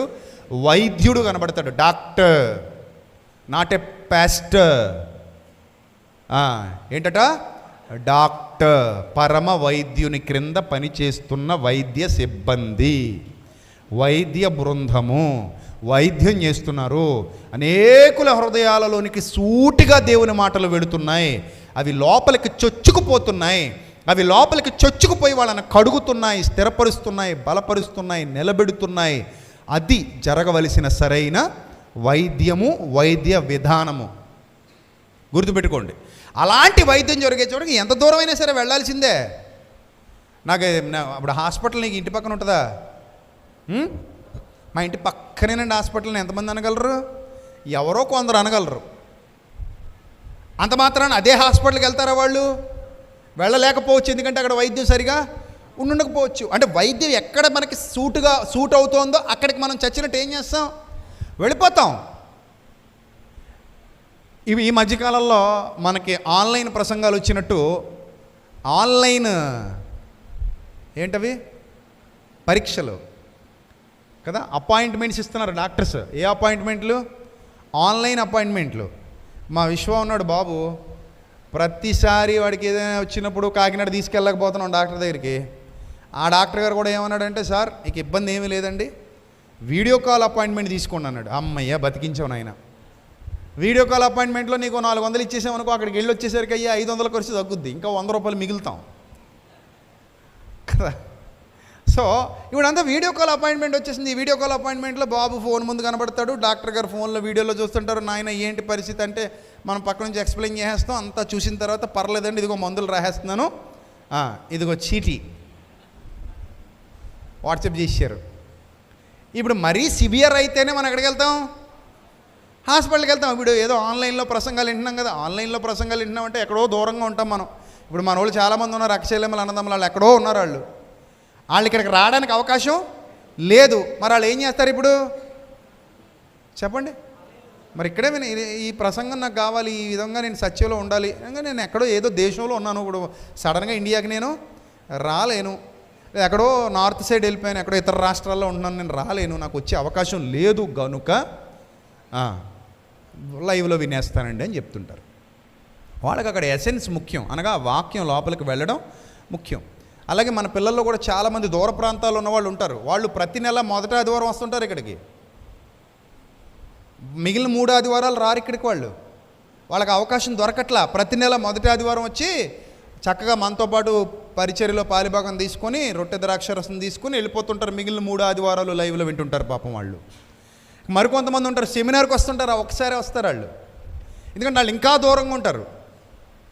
వాళ్ళు రెగ్యులర్గా రావాలంటే అవ్వదు వాళ్ళకి. అందుకే సెమినార్లో మొత్తం ఫ్యామిలీస్ అన్నీ వచ్చేస్తారు, ఇక్కడే ఉంటారు 6 రోజులు, చక్కగా వాక్యం నేర్చుకుంటారు, రొట్టె ద్రాక్షరసం తీసుకుంటారు, చక్కగా అందరితో సహవాసం కలిగి ఉంటారు, మళ్ళీ తిరిగి వాళ్ళ రాష్ట్రాలకు వెళ్ళిపోతారు. అలా ఇతర రాష్ట్రాల నుంచి కూడా వచ్చేవాళ్ళు ఉన్నారు. ఇక్కడ విషయం ఏమిటంటే వాళ్ళు బలపరచబడటానికి సరైన వాక్యం వాళ్ళకి దొరుకుతుందా లేదా, సరైన వైద్యం వాళ్ళకు అందుతుందా లేదా, ఆ వైద్యం ద్వారా వాళ్ళు సరైన స్వస్థత పొందుకుంటున్నారా లేదా, దట్ ఈజ్ మోస్ట్ ఇంపార్టెంట్. ఇక్కడ మీరు గమనించాల్సింది వైద్యుడిని గమనించాలి. ఆయా ఆత్మలు దేవుని సంబంధమైనవో కావో ఏం చేయమంటున్నాడు దేవుడు? పరీక్షించండి అంటున్నాడు యోహాను పత్రికలో. సాక్షాత్తు యోహాను నోటి వెంట వచ్చిన మాట. ఎందుకు? నకిలీ వైద్యం కూడా జరుగుతోంది కనుక. అర్థమైందా? సో వైద్యుడు చాలా శక్తి గలవాడై పరిచర్య చేయాలి, వైద్యుడు జ్ఞానము గలవాడై పరిచర్య చేయాలి, వైద్యుడు వివేకము గలవాడై పరిచర్య చేయాలి. చూడండి, అపోస్తలులు 12 మంది ఉండగా దేవుడు ఎవరిని ఎన్నుకున్నాడట? పౌలు భక్తుడిని ఎన్నుకున్నాడు. ఏ పౌలునే ఎందుకు ఎన్నుకోవాలి? ఇంకా చాలామంది ఉన్నారు కదా, వీళ్ళతోనే కథ నడిపేయచ్చు కదా. నో, ఆ క్యాపబిలిటీ ఉన్నాడు ఎవడా అని చూస్తాడు. మనం కూడా అంతే కదా. ఒక కత్తి కావాలనుకున్నాం, పదునైన కత్తి ఎక్కడుందని వెతుకుతాం, కొడవల షాప్కి వెళ్తాం, అన్ని కొడవళ్ళు చూస్తాం, ముందు పరీక్షిస్తాం కొక్కలు ఎలా ఉన్నాయా అని. ఇది బాగుందిరా కొడవలు అన్నప్పుడు ఏం చేస్తాం? అదే తీసుకుంటాం. పిడి ఎలా ఉందో చూసుకుంటాం, బాగుంది, ఇది నా పనికి బాగా ఉపయోగపడుతుంది అనుకుంటాడు రైతు. ఒక గడ్డపార తీసుకోవాలనుకుంటాడు, గుణపం, అది కూడా రైతు పరీక్షిస్తాడు. పరీక్షించిన తర్వాత దాన్ని తీసుకుని ఇది నా పనికి బాగా ఉపయోగపడుతుంది అన్నప్పుడు దాన్ని వాడుకుంటాడు. దేవుడు కూడా అంతే, ప్రతి ఒక్కరిని ఆయా పనుల నిమిత్తం ఎన్నుకుంటాడు. ఆయనకి ఇష్టమైన కాపరులను పిలుచుకుంటాడు, పరిచారకులను పిలుచుకుంటాడు, వైద్యం జరిగించే పని మొదలు పెడతాడు. ఇంకా ప్రపంచానికి వైద్యం చాలా అందాలి. ఎందుకో తెలుసా? వైద్యం ఎంతగా బయటికి వెళుతుందో రోగం కూడా అంతే స్పీడ్గా ఆవహిస్తుంది. మనుషుల్లో రోజు రోజుకి కొత్త రోగాలు వచ్చేస్తున్నాయి. ఈ నెట్వర్క్ వచ్చిన తర్వాత, ఏది ఈ సోషల్ మీడియా వచ్చిన తర్వాత, అందరి చేతుల్లోకి సెల్ ఫోన్లు వచ్చేసిన తర్వాత అందరికీ సులువైపోయింది పాపాన్ని బాగా జుర్రుకోవడం, పాపానికి లొంగిపోవడం, పాపపు ఆలోచనలతో నింపబడటం. చిన్నపిల్లలు మొదలుకొని పెద్దల వరకు అందరూ కూడా దుష్టత్వానికి ఎక్కువ చోటిచ్చేస్తున్నారు. ఎందుకు? కంటెంట్ వెళ్ళిపోతుంది లోపలికి, కంటెంట్ వెళ్ళిపోతుంది అంత. ఎందుకంటే డయేరియా ఎప్పుడు వస్తుంది? చెడ్డ తాగినప్పుడే కదా డయేరియా వస్తుంది, చెడ్డ తిన్నప్పుడే కదా డయేరియా వస్తుంది. అది లోపలికి వెళ్ళనంత వరకు మన పొట్ట బాగానే ఉంది కదా, అది లోపలికి వెళ్ళాకే కదా డయేరియా వచ్చేసింది. అలాగే కంటెంట్ లోపలికి వెళ్ళే కొలది మనుషులు చెడిపోతూ ఉంటారు. మరి వాళ్ళని మళ్ళీ తీసుకొచ్చి ఆదివారం దేవుని సన్నిధిలో కూర్చోబెట్టి శుభ్రం కడిగేసి శుద్ధీకరించి పంపించాలి. ఈ దేవుని జ్ఞానం మీరు విన్నప్పుడు కడగబడతారు, శుద్ధీకరింపబడతారు, బాగుపడతారు, జ్ఞానాన్ని నేర్చుకుంటారు. ఇది వైద్యం, ఇది వైద్యుల పనిది, వైద్యుడి పనిది. అందుకే ఈరోజు పాస్టర్స్ డే అంట. ఏంటది? పాస్టర్స్ డే అని అంటాను, డాక్టర్స్ డే అంటాను. Pastor is not a pastor, he's a doctor. వైద్యుడు, పరమ వైద్యుని క్రింద పనిచేస్తున్న వైద్యుడు. సో కాబట్టి ఈ వైద్యం ప్రతి వానికి అవసరం, ప్రతి వానికి అవసరం. అప్పుడు మీరు వైద్యుడిని గుర్తించగలగాలి. పాస్టర్స్ డే మెసేజ్లో ఈరోజు ఫేస్బుక్లోను యూట్యూబ్లోను చాలామంది పడేస్తుంటారు. పాస్టర్స్ కింద కామెంట్, హ్యాపీ పాస్టర్స్ డే అన్నయ్య, థ్యాంక్ యూ చెల్లెమ్మా, అయిపోయిందమ్మా, అయిపోయింది అన్నయ్య, అంతే, అంతవరకే అన్నయ్య. హ్యాపీ పాస్టర్ డే అన్నయ్య, థ్యాంక్ యూ తమ్ముడు, అయిపోయిందా? అయిపోయింది, అంతే, అంతవరకే. డాక్టర్ గారు హ్యాపీ డాక్టర్స్ డే అండి. ఎందుకు డాక్టర్కి దండం పెట్టావు? హ్యాపీ డాక్టర్ అని ఎందుకు చెప్పావు? డాక్టర్కి హ్యాపీ అని ఎందుకు చెప్పావు? ఆ డాక్టర్ సరైన వైద్యం చేస్తుంటే అప్పుడు డాక్టర్ మీద నీకు ప్రేమ పెరుగుతుంది. ఈ డాక్టర్ చాలా గొప్పోడండి, చాలా మంచోడండి, చాలా మంచి వైద్యం చేస్తాడండి, డబ్బు మనిషి కాదండి, నా రోగం తగ్గాలని చూస్తాడు తప్ప నా దగ్గర డబ్బు గుంజేయాలని చూడండి అని అనుకున్నప్పుడు ఆ డాక్టర్ మీద ఏం పెరుగుతుంది? ప్రేమ పెరుగుతుంది. ఏమైనా రైట్ ఆర్ రాంగ్? రైటా కాదా? రైట్. ఏ డాక్టర్ కూడా వచ్చిన వాళ్ళ దగ్గర ఎంత పిండేద్దామని చూసే డాక్టర్ మనకి ఎప్పుడు సెట్ అవ్వడు. ఉన్నారు లేదా అలాంటి డాక్టర్లు? ఉన్నారు. అడుగు తీసి అడిగేస్తే చాలు రాసేస్తుంటారు, అంతే. పనికొచ్చి రాసేస్తారు, పనికిరాని రాసేస్తారు, అందులో ఏం రాస్తున్నారో మనకు అర్థమై సాగదు. రాసేస్తానే ఉంటారు.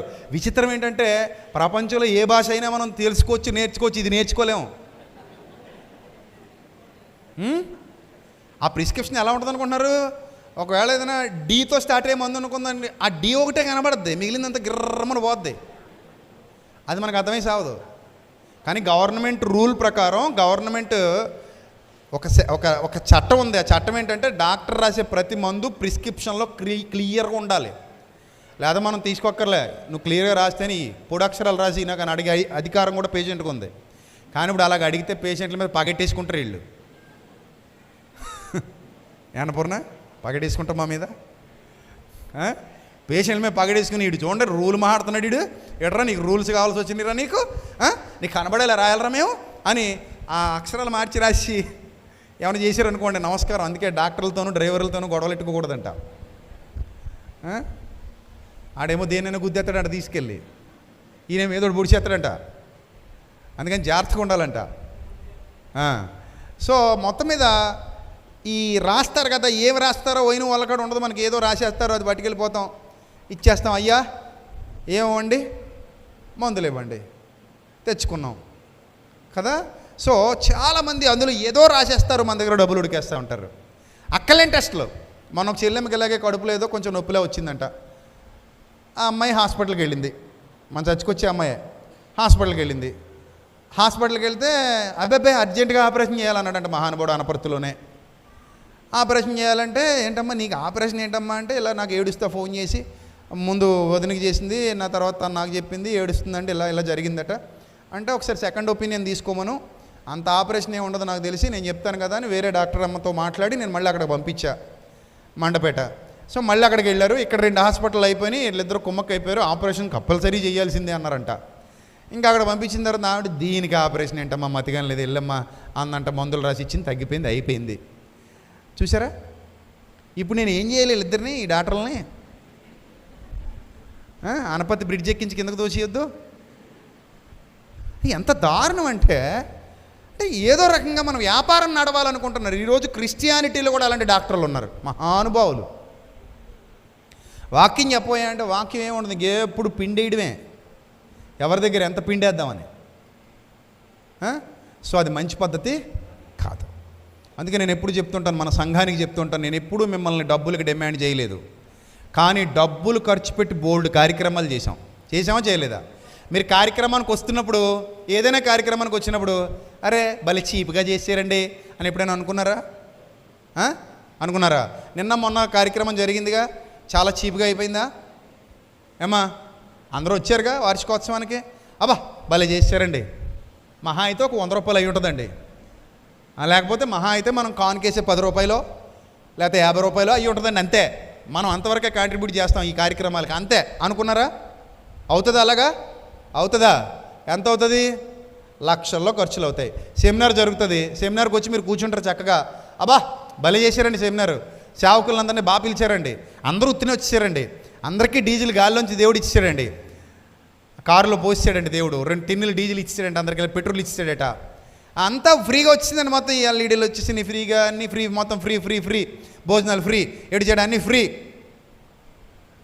టెంట్ హౌస్ ఫ్రీ, కళ్యాణ మండపం ఫ్రీ, కట్టె పురుకొసలు తాళ్ళు అవి ఇవి, రోజు ఎంత అయితే కరెంటు బిల్లు ఎంత అవుద్దో మనకు తెలియదు, వాటర్ ఇష్టం వచ్చినట్టు వాడేస్తుంటారు. వాళ్ళ అమ్మమ్మ గారి ఇంటికి ఏదో ఆ సంవత్సరం ఏమంటారు మనుగుడు తినడానికి వచ్చిన అల్లుళ్ళలాగా ఒకటో ట్యాబ్లు ఇప్పేసి కింద కూర్చుంటుంటాడు. ఆడ ఎంత వాటర్ వేస్ట్ అవుతుందో ఎవడ పట్టించుకోడు. ఫ్యాన్ వేసుకుని అలా కూర్చుంటాడు, కాలు మీద కాలు వేసుకుని కాసేపు అలా ఫ్యాన్ తిరిగితే తర్వాత లేచి వెళ్ళిపోతాడు. మహానుభావుడు అత్తగారు వచ్చి కడుతుంది అనుకుంటాడు, మరి లేకపోతే వీళ్ళు మాంగారు వచ్చి కడతాడు అనుకుంటాడు, మనుగుడికి వచ్చిన అల్లుళ్ళగా, లేకపోతే లావిడ వచ్చి కడుతుంది అనుకుంటాడు. ఫ్యాన్లు తిప్పేస్తుంటాడు, ఆ లైట్లు వేస్తాడు, ఈ లైట్లు వేస్తాడు, ఛార్జింగ్లు పెట్టేస్తుంటాడు, అది చేస్తున్నాడు, ఇది చేస్తున్నాడు. సెమినార్కి వెళ్ళాను రా, అక్కడ మా పనులు ఉన్నారు, టైంకి పోగొట్టేస్తారు, ఇంకేం చేస్తారు, ఫ్యాన్ వేసిపోతాం, బిల్లు వాళ్ళే కట్టుకుంటారు, ట్యాప్ ఇప్పిపోతాం, మోటార్ వాళ్ళు వేసుకుంటారు, మోటార్ కాలిపోతే వాళ్ళే ఖర్చు పెట్టుకుని కట్టించుకుంటారు. ఇంకేం చేస్తారు వాళ్ళు, ఏమైనా చేస్తారా మన కోసం.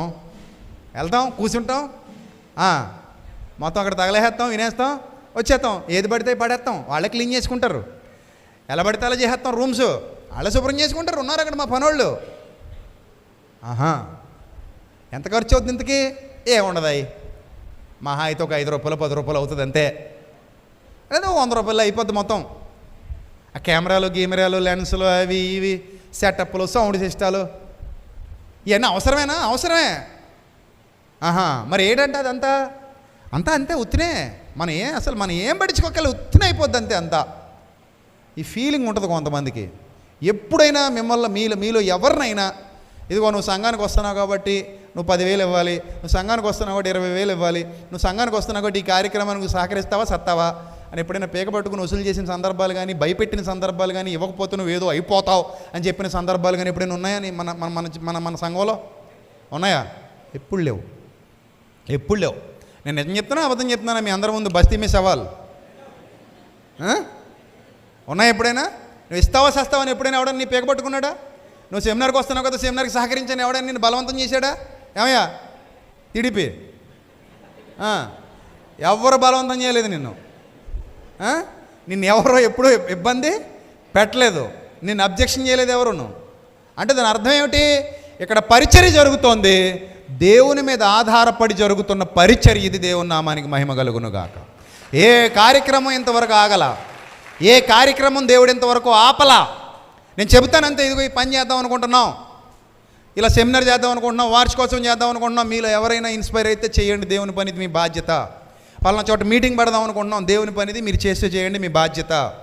మీరు సంఘంలో బిడ్డలైతే నిన్ను వల్ల నీ పొరుగు వాడిని ప్రేమిస్తే, నేను కూడా ఈ పరిచర్యలో వాడబడాలని నీకు అనిపిస్తే, మనస్ఫూర్తిగా హృదయపూర్వకంగా బలవంతమేమీ లేకుండా నీ మనస్సులో నిశ్చయించుకున్న ప్రకారం, ఇదిగో ఇంతమందిలో నేను ఒక్కడిని కదా, నా కన్నతండ్రి నా వైపు చూస్తాడు కదా, నాకు కూడా సువార్త ప్రకటించవలసిన భారం నా మీద కూడా మోపబడింది కదా, నేను కూడా రొట్టె ద్రాక్షరసంలో పాలిభాగం తీసుకుంటున్నాను కదా, నేను కూడా వన్ ఆఫ్ ద పిల్లర్ అవ్వాలి, సత్యానికి స్తంభంగా నిలబడి నీకు అనిపిస్తే, నాకు దేవుడు సమృద్ధిగా ఇచ్చాడు, నేను దేవుని దగ్గర నుంచి సమృద్ధిగా పొందుకున్నాను గనుక ఇది తగిన సమయం, దేవునికి ఇవ్వాల్సిన సమయం, ఉత్సాహముగా ఇచ్చివాని ఆయన ప్రేమించిన వాక్యం సెలవిస్తోంది గనుక నేను ముందుకు వస్తాను. నీ మనసు కనిపించాలి తప్ప ఎప్పుడూ మిమ్మల్ని వ్యక్తిగతంగా కానీ, మీ ఇంటికి వచ్చి కానీ, మీకు ఫోన్ చేసి కానీ, మీకు మెసేజ్లు పెట్టి కానీ ఏనాడు ఎవరిని ప్రలోభ పెట్టలేదు, బలవంత పెట్టలేదు. దేవుని ఎదుట బైబిల్ పట్టుకుని సాక్ష్యం ఇస్తున్నాను ఒక సేవకుడిగా. నేను ఒకవేళ నేను అబద్ధం చెప్తే దేవుడే నాకు తీర్పు తీర్చిన కాక, ఇప్పుడు మీకు కూడా ఒక ఛాన్స్ ఇస్తాను, చక్కగా మీరు మీ ఫోన్ పట్టుకుని రావచ్చు, ఇదిగో నాకు మెసేజ్ పెట్టావు కదా అని. లేదా నా కాల్ రికార్డింగ్ ఏమైనా ఉంటే మీ దగ్గర నాకు వచ్చి పట్టుకొచ్చి వినిపించవచ్చు, ఇదిగో నన్ను ఫోన్ చేసి డబ్బులు అడిగావు కదా అని, నాకు ఇస్తావా సత్తావా అని కూర్చున్నావు కదా అని. లేదా మన ప్రసంగాలు ఏమైనా ఉంటే కట్ చేసి పట్టుకురావచ్చు, ఇదిగో మీరు మాకు ఇవ్వరు కానీ హాస్పిటల్కి ఇచ్చుకుంటారు, మాకు ఇవ్వకపోతే శాపాలు వచ్చేస్తాయి, మాకు ఇవ్వకపోతే దీవెనలు రావని నువ్వు చాలాసార్లు మాతో అన్నావు కదా అని కూడా మీరు నాకు రండి, బస్తీ మీ సవాల్ అంటున్నాను కదా, రావచ్చు. ఉన్నాయి ఎప్పుడైనా అలాంటివి? లేవు. కానీ ఏ పని ఆగల, టైం పట్టింది అంతే. రాజమండ్రిలో స్థలం కొనాలి, 7-8 సంవత్సరాలు వెయిట్ చేసాం. 7-8 సంవత్సరాలు ఓపికగా తిరిగాం, అలసిపోయాం. ఒక సేవకుడిగా, ఒక భారం కలిగిన వైద్యుడిగా అది నా బాధ్యత కనుక నేను చాలా ట్రై చేసి చివరికి ఒక చోట ఆగాం. దేవుని మహాదయ వల్ల, దేవుని మహాకృప వల్ల ఆయన నా చెయ్యి అన్నాడు విడిచిపెట్టలేదు. నేను అందుకే చెప్పానుగా నేను ప్రార్థన చేస్తాను అని. నేను ప్రార్థన చేస్తాను వేటి కోసం అంటే నా ప్రభు పని కోసం ప్రార్థన చేస్తాను, నా ప్రభు పరిచర్య కోసం ప్రార్థన చేస్తాను. ఇది ఆగకూడదు, ఇంకా సాగాలి, ఇది ఘనంగా జరగాలి. ఇది వ్యక్తులతో కట్టబడేది కాదు, వాక్యంతో కట్టబడేది, ఇది సత్యం కోసం నిలబడేది, ఇది జ్ఞానంతో నిలబడేది. సో ఒక పరిచారకుడు లేదా ఒక సేవకుడు, ఒక వైద్యుడు ఎలా ఉండాలి? ఇది అయిపోతే రాజమండ్రి అయిపోతే నెక్స్ట్ మళ్ళీ మండపేట. సో ఒక్కొక్క చోట ఒక్కొక్క అవసరత ఉంది. పోనీ దీంతోనే అయిపోద్దా? ఇంతమందితో మనం ట్రావెల్ అవుతున్నామంటే ఎన్ని ప్రాబ్లమ్స్ ఉంటాయి, ఎన్ని సమస్యలు ఉంటాయి. చివరికి మీటింగ్స్ పిలుస్తుంటారు కొంతమంది, వాళ్ళు ఏమంటారు తెలుసా? ఏమయ్యా మేము అంటే మన సంఘస్థులు కాదు, వేరే సంఘాలకు రమ్మంటుంటారు, వేరే సంఘాలకు ఆహ్వానిస్తుంటారు, వెళ్తుంటాం. ఆ వేరే సంఘానికి ఆహ్వానించినప్పుడు వాళ్ళతో మాత్రం నేను ఒకటే చెప్తాను, మీ సంఘానికి వచ్చి మేము ఉపయోగపడాలి అనుకుంటే, మన పిల్లలతో చెప్తాను, మన సంఘానికి వాళ్ళు ఉపయోగపడమని చెప్పండి అంతే. మరి ఇప్పుడు పలానా విజయప్రసాద్ రెడ్డి ఎందుకు కావాలి మీకు? వేరే వాళ్ళని పెట్టుకోప్పుడు. లేదయ్యా నువ్వే రావాలి, ఎంత దూరం అయినా సరే వచ్చి మాకు వాకింగ్ చెప్పాలి. సరే వస్తా, ఐ విల్ కమ్ వస్తా, మీ సంఘానికి వాకింగ్ చెప్పడానికి నేను వస్తా. మరి ఇక్కడ మీ సంఘానికి నేను ఉపయోగపడడానికి వస్తున్నప్పుడు నేను ఊరికే రాలేను. నువ్వు అక్కడ మా పరిచర్య ఉంది, నువ్వు మా పరిచర్యకి, ఎందుకంటే మీ సంఘం అంతా కలిసి మీరు చేస్తున్నారు ఈ కార్యక్రమం. అలాగే ఏ సేవకుడినైనా నేను పిలిచినా ఊరికే రప్పించాను నేను. ఆ సేవకుడికి తగిన విధంగా వాళ్ళ సంఘానికి ఎందుకు అతను వాడుకుంటాడు, ఆ సంఘానికి మనం ఉపయోగపడాలన్న మంచి ఆలోచనతో ఆ సేవకుడికి సహకరించే పంపిస్తాం. అర్థమైందా? అలాగే ఇతరులు మనల్ని ఆహ్వానించినప్పుడు కూడా ఇది ఇక్కడ మా సంఘానికి కొన్ని ప్రాబ్లమ్స్ ఉన్నాయి, మా సంఘంలో జరగవలసిన కార్యక్రమాలు ఉన్నాయి, పిల్లల్లో చాలామంది పేదలు ఉన్నారు, అందరూ సమృద్ధి కలిగిన స్థితిలో లేరు, అందరూ సంపన్నులు కారు, అందరికీ సామర్థ్యం లేదు. కొంతమందికి ఉంది సామర్థ్యం, దేవుడు సమృద్ధిగా ఇస్తున్నాడు, దేవుడు వాళ్ళకి ఏ లోటు లేదు, వాళ్ళు చేస్తారు. కొంతమంది సామర్థ్యం లేదు, వాళ్ళు పేదలు ఇబ్బందుల్లో ఉన్నారు, వాళ్ళు దేవుని పని చేయలేరు. మీ సంఘం మమ్మల్ని ఆహ్వానించిందా, మీరు మాకు సపోర్ట్ చేస్తే వస్తాం అంతే. ఎందుకంటే ఇక్కడ చాలామందికి జీతాలు ఇవ్వాలి, ఇది పచ్చి నిజం. ఇది ఇక్కడ చాలామందిని ఆదుకోవాలి, ఇక్కడ చాలామందిని చూడాలి, ఇక్కడ చాలా కార్యక్రమాలు నడిపించాలి, ఇక్కడ చాలా వస్తువులు కావాలి. సో ఇది ఒక పెద్ద పరిచర్య ఇది.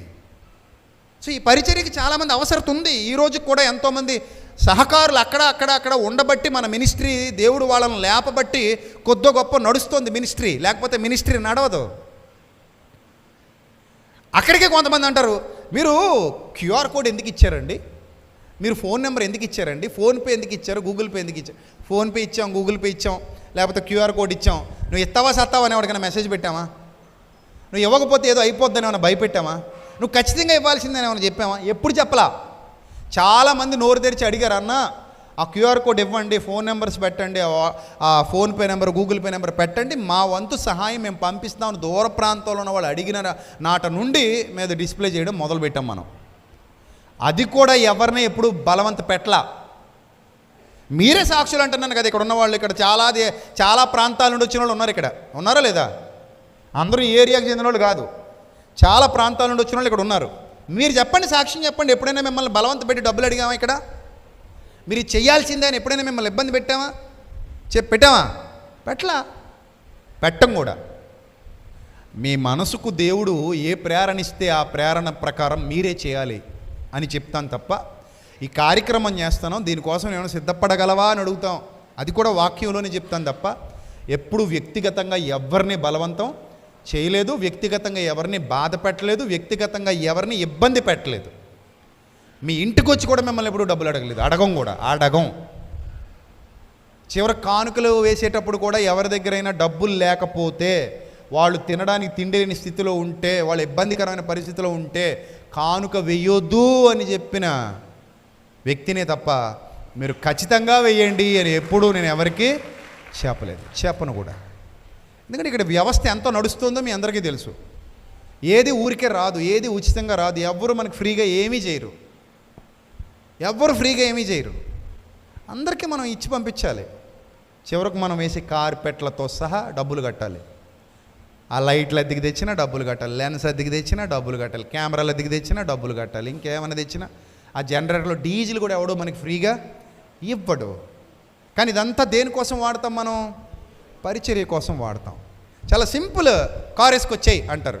ఇక్కడ కారు వేసుకొచ్చేయడమే చాలా సింపుల్గా చెప్పించాడు. కారు మీద కదా వచ్చాయి, ఆ కారుకి ఈఎంఐ ఎవరు కడతారు? మీ తాత కడతారా?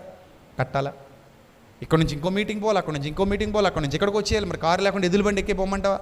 ఆ ఎద్దులకు కూడా మేత వేయాలరా నాయన, అది ఊరికే రాదు కదా. ఇప్పుడు ఒక ఎద్దుల బండి కొనుక్కున్నా, పోనీ ఈ రోజు పొద్దున బయలుదేరితే రేపు సాయంత్రానికి వచ్చేస్తాం, మీ ఇంటికి ప్రసంగం టైంకి వచ్చేస్తాం. ఏంటి మధ్యలో ఆ ఎద్దులకి మేత వేయాలి, అక్కడ నుంచి మళ్ళీ నేను బైబిల్తో పాటు కొడవలు కూడా తెచ్చుకోవాలి,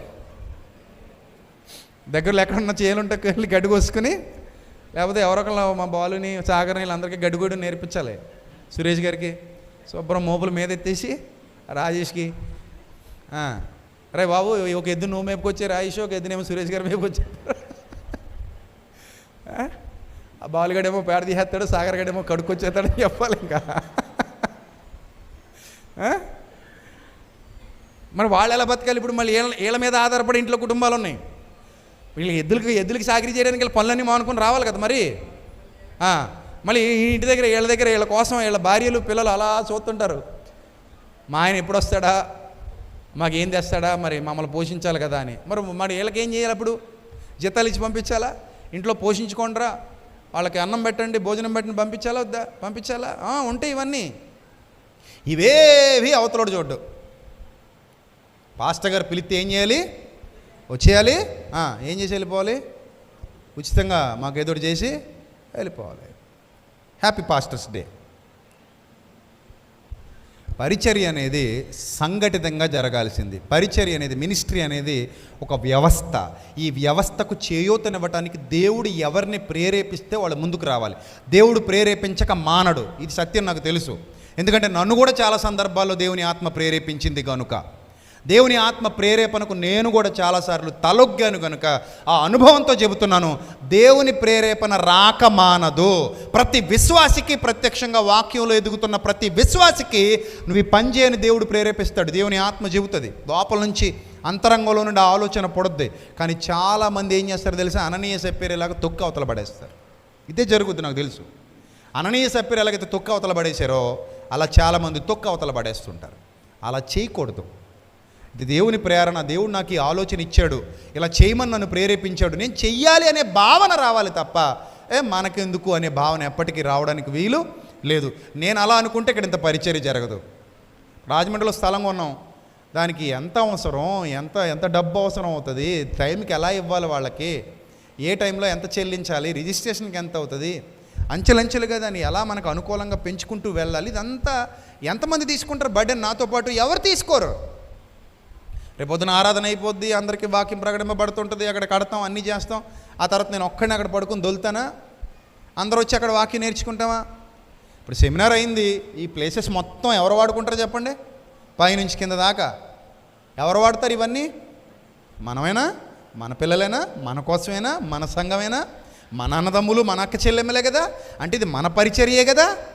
అప్పుడు ఎవడికో మనం వదిలేసి వాళ్ళు పడతారులే అనుకోవడం ఏ సంఘంలోనూ అది మంచిది కాదు. మరలా చెప్తున్నా, హ్యాపీ పాస్టర్స్ డే అని చెప్పే ప్రతి వాళ్ళు కూడా ముందు అది సత్యం ప్రకటించే సంఘం అయితే, మీరు ఎక్కడున్నా సరే, ఈ లైవ్లో వింటున్న వాళ్ళు ఎక్కడున్నా సరే, వాళ్ళు విశ్వాసులైన, సేవకులైన ఎవరైనా సరే, ముందు మీ సంఘాలలో జరుగుతున్న పరిచర్యకు తోడ్పాటు అందించగలుగుతున్నారా లేదా మొదట ఆలోచించండి.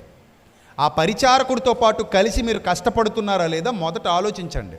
ఇది స్వార్థంతో జరిగేది కాదు, ఏ ఒక్కడి అకౌంట్లోనూ వేసేసుకునేది కాదు. మనం అందరము రేపొద్దున ఎవరికి లెక్క అప్పగించవలసిన వారైనా?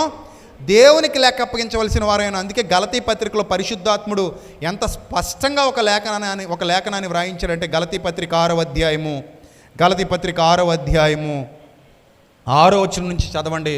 స్పష్టంగా దేవుని వాక్యం సెలవిస్తుంది.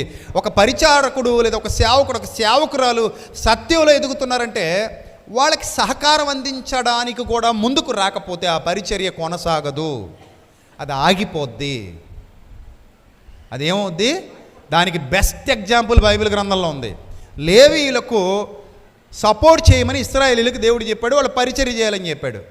కానీ ఎప్పుడైతే వీళ్ళు లేవీయులకి సపోర్ట్ చేయడం మానేశారో వాళ్ళ పనులకు వెళ్ళిపోవడం మొదలుపెట్టారు. ఎప్పుడైతే వాళ్ళ పనులకు వెళ్ళిపోయాడో పరిచర్య ఆగిపోయింది. నిజం, పరిచర్య ఆగిపోయింది. అప్పుడు దేవుడు బుద్ధి చెబుతూ అంటాడు, అరే నాయన, నేను ఈ రూల్ ఎందుకు పెట్టానంటే, నూర్చెడి ఎద్దు మూతికి చెక్కం పెట్టకూడదు, కళ్ళము తొక్కుచున్న ఎద్దు మూతికి చెక్కము పెట్టొద్దు. ఎందుకు మీకు ఈ విషయాన్ని చెప్పానంటే, మీరు లేవీలకి సపోర్ట్ చేయడం మానేశారు. వాళ్ళేమో పనుల్లోకి వెళ్ళిపోయి వాళ్ళ పొట్ట పోసుకోవడం కోసం, వాళ్ళ జీవనోపాధి కోసం వాళ్ళు ఊర్లు వదిలిపోవడం మొదలుపెట్టారు. మీరు వాళ్ళకి సపోర్ట్ చేయడం మానేశారు. ఇక్కడ ఏమాగిపోయిందంటే, నా పరిచర్య ఆగిపోయిందిరా నాయన అని దేవుడు బాధపడ్డాడు. కాబట్టి ఇక్కడ జరగాల్సింది దేవుని పరిచర్య అయితే, మినిస్ట్రీకి లేదా సేవకుడికి, సేవకురాలికి వాళ్ళు చేస్తున్న పరిచర్యకి నువ్వు వాళ్ళని పిలిచేసావు, వాడుకున్నావు, పంపించేసావు, అది మంచి పద్ధతి కాదు. నీకు సంఘం ఉంటే, నీ సంఘం నీకు సపోర్ట్ చేస్తుంటే, నువ్వు ఇన్వైట్ చేసిన సేవకుడు వాళ్ళ సంఘానికి నువ్వు కూడా ఏం చేయాలి? సపోర్ట్ చేయాలి. అలా అయితేనే పిలవాలి, లేకపోతే పిలవకూడదు. అలా అయితేనే రమ్మనాలి, లేకపోతే రమ్మనకూడదు.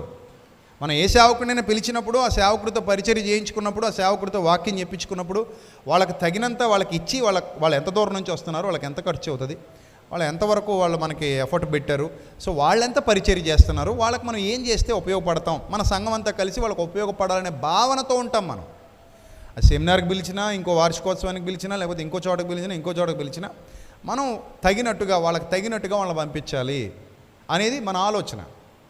అర్థమైందా? సో అక్కడ చీటింగ్ చేయకూడదు. కొంతమంది చీటర్స్ ఉంటారు, ఇక్కడ కావాలని లోభులు ఉంటారు. వాళ్ళు ఏంటో యువతలో ఇబ్బంది పెడదామని చూస్తుంటారు. వాళ్ళతో పాటు ఎంత టీం వచ్చారు, వాళ్ళ మినిస్ట్రీ ఎలా నడుస్తుంది, అక్కడ వాళ్ళ వ్యవహారం ఏంటి, వాళ్ళు ఇప్పుడు ఏం చేయబోతున్నారు, ఇవేం ఆలోచించకుండా వీళ్ళని మనం ఏదో రకంగా వాడుకొని పంపించేయాలి, వాడుకొని ఉపయోగించుకుని వదిలేయాలి అన్న భావజాలలో ఉంటారు. అలాంటి వాళ్ళందరికీ సంఘంలో ఉన్న ఇంకో చోటన మీరు హ్యాపీ పాస్టర్స్ డే అని చెప్పే ముందు ఆ సంఘస్థులారా, మీ పరిచారకుడితో పాటు మీరు కూడా పరిచర్యలో పాలిభాగం తీసుకుంటున్నారు లేదా దేవుని ఎదుటి పరీక్షించుకోండి. అది మీ రెస్పాన్సిబిలిటీ. నేను చెప్పట్లా, పరిశుద్ధాత్ముడు వ్రాయించాడు. గలతీ పత్రిక 6వ అధ్యాయం 6వ వచనం, వాక్యోపదేశము పొందువాడు ఉపదేశం చేసిన వాడికి మంచి పదార్థములన్నిటిలో భాగమియ్యాలని కింద పుట్టినట్లో రాశాడు. వాక్యోపదేశం పొందువాడు సమస్త సద్విషయాలలో బోధించు వాడితో పాలివాడై ఉండాలి అన్నాడు. చూసుకోండి లేఖనం ఏం చెబుతోందో. వాక్యోపదేశం పొందుతున్నావా? నీకు దేవుడు సామర్థ్యాన్ని ఇచ్చాడా? ఆ పరిచర్యలో నువ్వు కూడా వాడబడగలిగే అవకాశం నీ కుటుంబానికి ఉందా? అయితే స్త్రీలైనా పురుషులైనా తప్పకుండా ఆ పరిచర్యలో వీళ్ళు కూడా ఏం చేయాలి? పాలి భాగం తీసుకోవాలి. రొట్టె ద్రాక్షరసం తీసుకుంటున్నావు అర్థం అది. నువ్వు సేవకురాలను పిలిపించుకున్నావా, ఒక సేవకుని పిలిపించుకున్నావా, వాళ్ళు ఏం చేస్తున్నారు, వాళ్ళ మినిస్ట్రీ ఏంటి, వాళ్ళ కుటుంబాలు ఏంటి, నూర్చెడి ఎద్దు మూతికి చెక్కం పెట్టద్దు.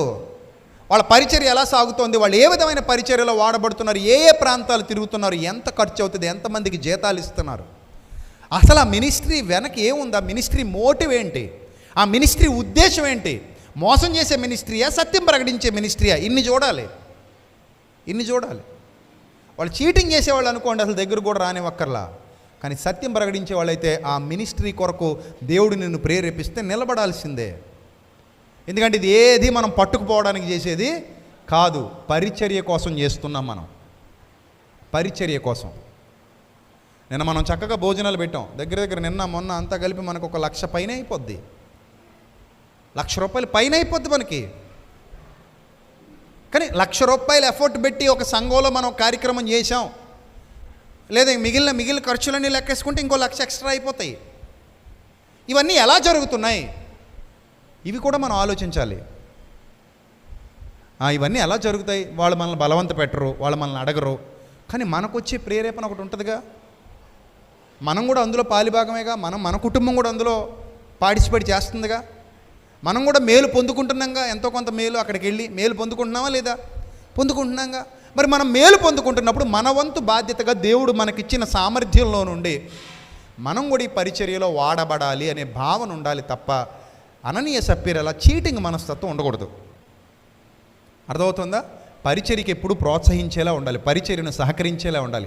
పరిచర్య ముందుకెళ్ళాలి అంటే మనం కూడా ఒక టీం వర్క్గా చేయాలి. రైట్, చదువుతున్న ఆ తర్వాత మాట, మోసపోకండి దేవుడు వెక్కిరింపబడ్డాడు. ఈ విషయాన్ని చెప్పి ఈ మాట చెప్తున్నాడు. మోసపోకండి దేవుడు వెక్కిరింపబడ్డాడు. మనుష్యుడు ఏం విత్తుతాడో ఆ పంటనే కోస్తాడు. మనుష్యుడు ఏం విత్తుతాడో ఆ పంటనే కోస్తాడు. ఎలాగనగా తన శరీరేచ్ఛలను బట్టి విత్తువాడు లోభత్వంతో అననీయ సప్పీరలాగా తన శరీరము నుండి నాశనం అనే పంట కోస్తాడు.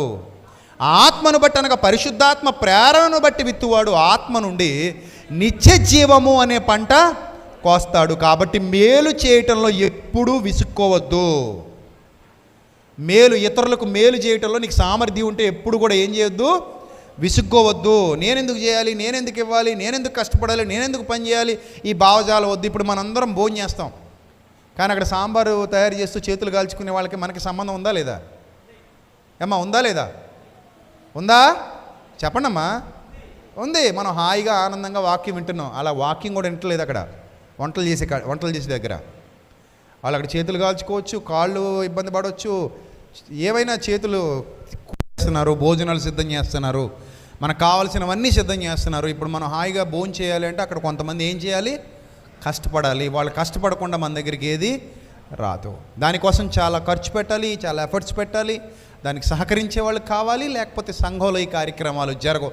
అందరూ సమృద్ధిగా భోజనం చేసి వెళ్ళాలి అంటే అక్కడ ఒక 20-30 మంది పనిచేయాలి. దానికోసం ఒక 4-5 ఎఫర్ట్స్ పెట్టాలి, సహకరించాలి. ఇవేవి జరగకపోతే ఒక అద్భుతమైన కార్యం జరగదు.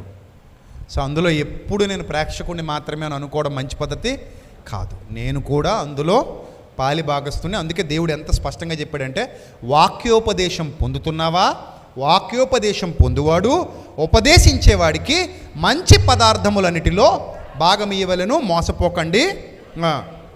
దేవుడు వెక్కిరింపబడడు. మనుష్యుడా, నువ్వు ఈ మంచి మనసుతో ఏం విత్తుతావో అదే పంటను కోస్తావు. ఏలయనగా తన శరీరాచ్చలను బట్టి విత్తువాడు శరీరము నుండి చచ్చిపోయిన తర్వాత క్షయము అనే పంటకు వస్తాడు. ఆత్మను బట్టి విత్తువాడు నిత్యజీవం అనే పంటకు వస్తాడు. మనం మేలు చేయట్లో విసిగిపోవద్దు. చాలామంది మేము సహకారులుగా ఉంటామని మన మినిస్ట్రీకి పేర్లు ఇచ్చిన వాళ్ళు ఉన్నారు, కానీ వాళ్ళలో 30 ఎవరిని అడగలేదు. మీరు ఎందుకు మాట ఇచ్చి సైలెంట్ అయిపోయారు బ్రదర్, మీరు చెయ్యండి, మీరు చేయకపోతే మీటింగ్స్ ఆగిపోతాయి కదా? మేము ఎప్పుడు చెప్పలేదు, నేను అడగలేదు. కనీసం ఒక మాట ఒక టైప్ చేసి మెసేజ్ కూడా పెట్టలేదు. ఎందుకంటే వాళ్ళే తెలుసుకోవచ్చు, వాళ్ళలో ఏమైనా ఇబ్బందులు ఉండొచ్చు, మనకు తెలీదు. వాళ్ళ కుటుంబం ఏమైనా ఇబ్బందులు ఉందేమో మనకు తెలీదు. నేను అలాంటివి కూడా చెప్పాను. ఒకవేళ మీ కుటుంబం ఇబ్బందుల్లో ఉంటే మీరు గ్రూప్లో నుంచి వెళ్ళిపోవచ్చు, లేదా మాకు చెప్పి వెళ్ళిపోండి, ఇబ్బంది లేదు, మీకోసం ప్రేయర్ చేస్తామని కూడా చెప్పాను. మీకు ఏదైనా ఇబ్బంది అయితే మమ్మల్ని సంప్రదించండి అని కూడా చెప్పాను. సో ఎందుకంటే ఇది ఒక సమిష్టి కృషి. ఒకరికి ఆపద వచ్చినప్పుడు మరొకరు నిలబడతాడు, ఒకరికి సంతోషంగా ఉన్నప్పుడు మరొకరికి పాలిభాగం కల్పిస్తాడు. అలాగే సంఘముని శరీరం ఏం చెందుతుంది? క్షేమాభివృద్ధి చెందుతుంది. అలా ఉండాలి మనం, అలా ఉండాలి. అందుకే ఇక్కడ ఏం చెప్పాడంటే, మీరు తగిన కాలమందు పంట కోయాలి అంటే మనకు సమయము దొరికిన కొలది 10వ వచనంలో అందరి ఎడలను విశేషముగా సంఘమునకు చేరిన వాడు, అనగా విశ్వాస గృహం అంటే సంఘం, విశ్వాస గృహమునకు చేరిన వారి ఎడలను ఏం చేద్దామంట? మేలు చేద్దాం. గుప్పిలు విప్పాలి తప్ప బిగించకూడదు. ఎందుకంటే మనం కూడా అందులో పాలిభాగం తీసుకుంటున్నాం. ఇందులో బలవంతం లేదు. ఇతరులకు మేలు చేయటానికి మనం సిద్ధపడతాం. ఇతరులకు ఉపయోగపడే కార్యక్రమాలు చేద్దాం. ఇతరులు సంతోషించే విధంగా మనం వారికి ఉపయోగపడే మంచి పనులను నిర్వహిద్దాం. దానివల్ల ఇతరులు కూడా ఆత్మీయంగా మేలు పొందుకుంటారు. రాబోయే తరాలలో, రాబోయే రోజుల్లో ఇంకా చాలామంది సత్యాన్ని తెలుసుకునే అవకాశం ఉంటుంది. అలాంటి సత్య సంబంధమైన పరిచర్యకు ఖచ్చితంగా మీరు ప్రోత్సహించేవారుగా నిలబడాలి. అది ప్రభు ప్రేరేపణ మీకు ఉంటే, ఆ సామర్థ్యం మీకు కలిగి ఉంటే. లేదు, సామర్థ్యం లేదంటావా? అవసరం లేదు. ప్రభు ప్రేరేపణే లేదంటావా? అవసరం లేదు. నీకు ప్రభు ప్రేరేపణ ఉన్నప్పుడు, సామర్థ్యం ఉన్నప్పుడు నువ్వు వెనుక తీసేవాడిగా ఉంటే దాని ఫలితమే నువ్వు పొందుకుంటావు. నిజంగా దేవుని పరిచర్య చేసేవాడు అన్ని విషయాల్లో మేలుకరంగానే ఉంటాడు, దీవెనకరంగానే ఉంటాడు. తగిన సమయం ముందు దేవుడిని అడగగలుగుతాడు. దేవుడు తప్పక అతనికి జవాబు ఇస్తాడు. కాబట్టి హ్యాపీ పాస్టర్స్ డే అని చెప్పడం సులభం, పాస్టర్స్తో పాటు కలిసి కష్టపడడం కష్టం. అది నేను అందరినీ సపోర్ట్ చేయట్లేదు. కొన్ని బ్యాచ్లు ఉన్నాయి, మోసగించే బ్యాచ్లు. వాళ్ళకు ఒకటే పని, వాక్యం రాదు, చెప్పడం రాదు, బలపరచడం రాదు, సత్యంలో నడిపించడం రాదు, ఏమీ రాదు, ఇంకెప్పుడు పిండుకోవడమే వాళ్ళ పని. వాళ్ళ బోధలన్నీ అలాగే ఉంటాయి. నేను వాళ్ళని ప్రోత్సహించట్లేదు. కానీ ఎక్కడైతే సత్యం చెప్పే సేవకులు ఉన్నారో, సంఘాలన్నిటికీ ఈ సందేశాన్ని ఇస్తున్నాను. మన సంఘానికి మాత్రమే కాదు, సత్యం చెప్పే సేవకుడితో మీరు కూడా కలిసి పనిచేయండి. నీ సేవకుడిని అలాగ ఒంటరిగా వదిలేసి నీ పనులు నువ్వు చేసుకో, నా పనులు నేను చేసుకుంటా, ఆదివారం కలుద్దాం, తర్వాత టాటా గుడ్ బై అనకండి. అది మంచి పద్ధతి కాదు. మనకి ఆ రెస్పాన్సిబిలిటీ ఉండాలి, మనకి ఆ బాధ్యత ఉండాలి. ఇది పెద్ద మినిస్ట్రీ, ఇది చాలా గొప్ప కార్యాలు జరుగుతాయి. మనం అందరం కలిసి కష్టపడకపోతే ఏ పరిచర్య ముందుకు కొనసాగదు. అలాగే మీ సంఘాలు లైవ్లో వింటున్న వాళ్ళు ఎక్కడున్నా సరే, వాళ్ళ సత్యంలో కొనసాగుతున్న వారు అయితే కనుక వాళ్ళకు కూడా చెబుతున్న పరిచర్యను ప్రోత్సహించేవాడు దీవించబడతాడు. తద్వారా దీవెన మీ మీద, మీ కుటుంబాల మీద కూడా నిలిచి ఉంటుంది. ఎందుకంటే ఇది దేవుని పరిచర్య. దేవుని వాక్యం ప్రకటింపబడితే ఆ ఇమేజ్, ఆ గాడ్ ఇమేజ్ అనేది వాళ్ళలో తిరిగి పునరుద్ధరింపబడుతుంది. చెడిపోయిన మనస్తత్వాలు బాగుపడతాయి. అరికాలు మొదలుకొని నడినెత్తి వరకు వ్యాధి కలిగిన వారు ఏమవుతారు? స్వస్థత పొందుతారు. ఆ విధమైన స్వస్థత మనం అందించటానికి ఎల్లప్పుడూ సంసిద్ధంగా ఉండాలి. అర్థమైందా? ఒక మీటింగ్ అనగానే దాన్ని చులకనగా చూడకండి. అది ఎంతోమందికి వైద్య శిబిరం. అది ఏ మాట ఎవరిని ఏ రీతిగా స్వస్థపరుస్తుందో ఎవరికి తెలియదు. అందుకే ఎప్పుడు మీటింగ్ అనగానే మీటింగే కదా అని అనుకోకండి. అది చాలా బలాన్ని ఇచ్చేది, శక్తినిచ్చేది. అది ఎంతోమంది హృదయాలు వెలిగించేది, ఎంతోమంది కన్నులు తెరిపించేది. అలాంటి మీటింగులు 2000 సంవత్సరాల నుంచి ఎన్ని జరగబట్టి ఈరోజు ఇలా నిలబడ్డామో మనం. అవునా కదా? ఎంతమంది సేవకులు అంటారు, వాళ్ళ కుటుంబాలతో పరిచర్య చేయబట్టి. పేతురు గారు అంటాడు, పౌలు గారు అంటాడు, పేతురు వలె ప్రభు యొక్క సహోదరుల వలె విశ్వాసురాలైన తమ భార్యను వెంట పెట్టుకుని పరిచర్య చేయుటకు మాకు అధికారము లేదా అని అడుగుతాడు. కొరింథీయులకు రాసిన మొదటి పత్రిక 9వ అధ్యాయం అనుకుంటాను. 9వ అధ్యాయంలోనే అంతే, 9వ అధ్యాయం 1 నుంచి 16 వచనాలు ఇంటికి వెళ్ళక చదవండి. కొరింథీయులకు రాసిన మొదటి పత్రిక 9వ అధ్యాయము మొదటి నుంచి 16 వచనాలు ఇంటికి వెళ్ళి చదివితే అక్కడ పౌలు గారి వేదన ఆవేదన అర్థమవుతాయి. ఆయన సహకారులు లేరు ఎవరు ఆయనకి, కానీ ఆయన సత్యం కోసం పోరాడుతున్నాడు. అలాంటి సందర్భంలో బాధతో చేసిన ప్రసంగం అది. కొరింథీయులకు పత్రిక రాస్తూ బాధతో ఆవేదనతో చెబుతున్నాడు. ఏ రీతిగా ఆయన పరిచర్య చేస్తున్నాడో చెబుతున్నాడు. నేను స్వతంత్రుడిని కాదా అని అడిగాడు, నేను అపోస్తలుని కాదా అని అడిగాడు. మన ప్రభు అయిన యేసుని నేను చూడలేదా, ప్రభువునందు నా పనికి ఫలం మీరు కాదా అని సంఘాన్ని ప్రశ్నించాడు. నెక్స్ట్, ఇతరులకు నేను అపోస్తలుని కాకపోయినా మీ మట్టుకైనా అపోస్తలుని ఉన్నాను కదా అని సంఘాన్ని అడిగాడు. ప్రభువునందు నా అపోస్తలత్వానికి ముద్రగా ఉన్నవారు మీరు కారా, నన్ను విమర్శించే వారికి నేను చెప్పు సమాధానం ఇదే. ఆ రోజుల్లో ఆయనకు కూడా తప్పలేదంట. సింహానికి కూడా ఏముంటుందంట, ఈగల బెడద ఉంటుందట. ఈడొకడు సింహానికి కూడా ఏముంటుంది, ఈగల బెడద. అపోస్తుడైన పౌలుకు కూడా ఈగల బెడద ఉంది. అందుకే అంటున్నాడు, నన్ను విమర్శించు వారికి నేను చెప్పు సమాధానం ఇదే అన్నాడు పౌలు భక్తుడు. ఆ తర్వాత మాట చదవండి.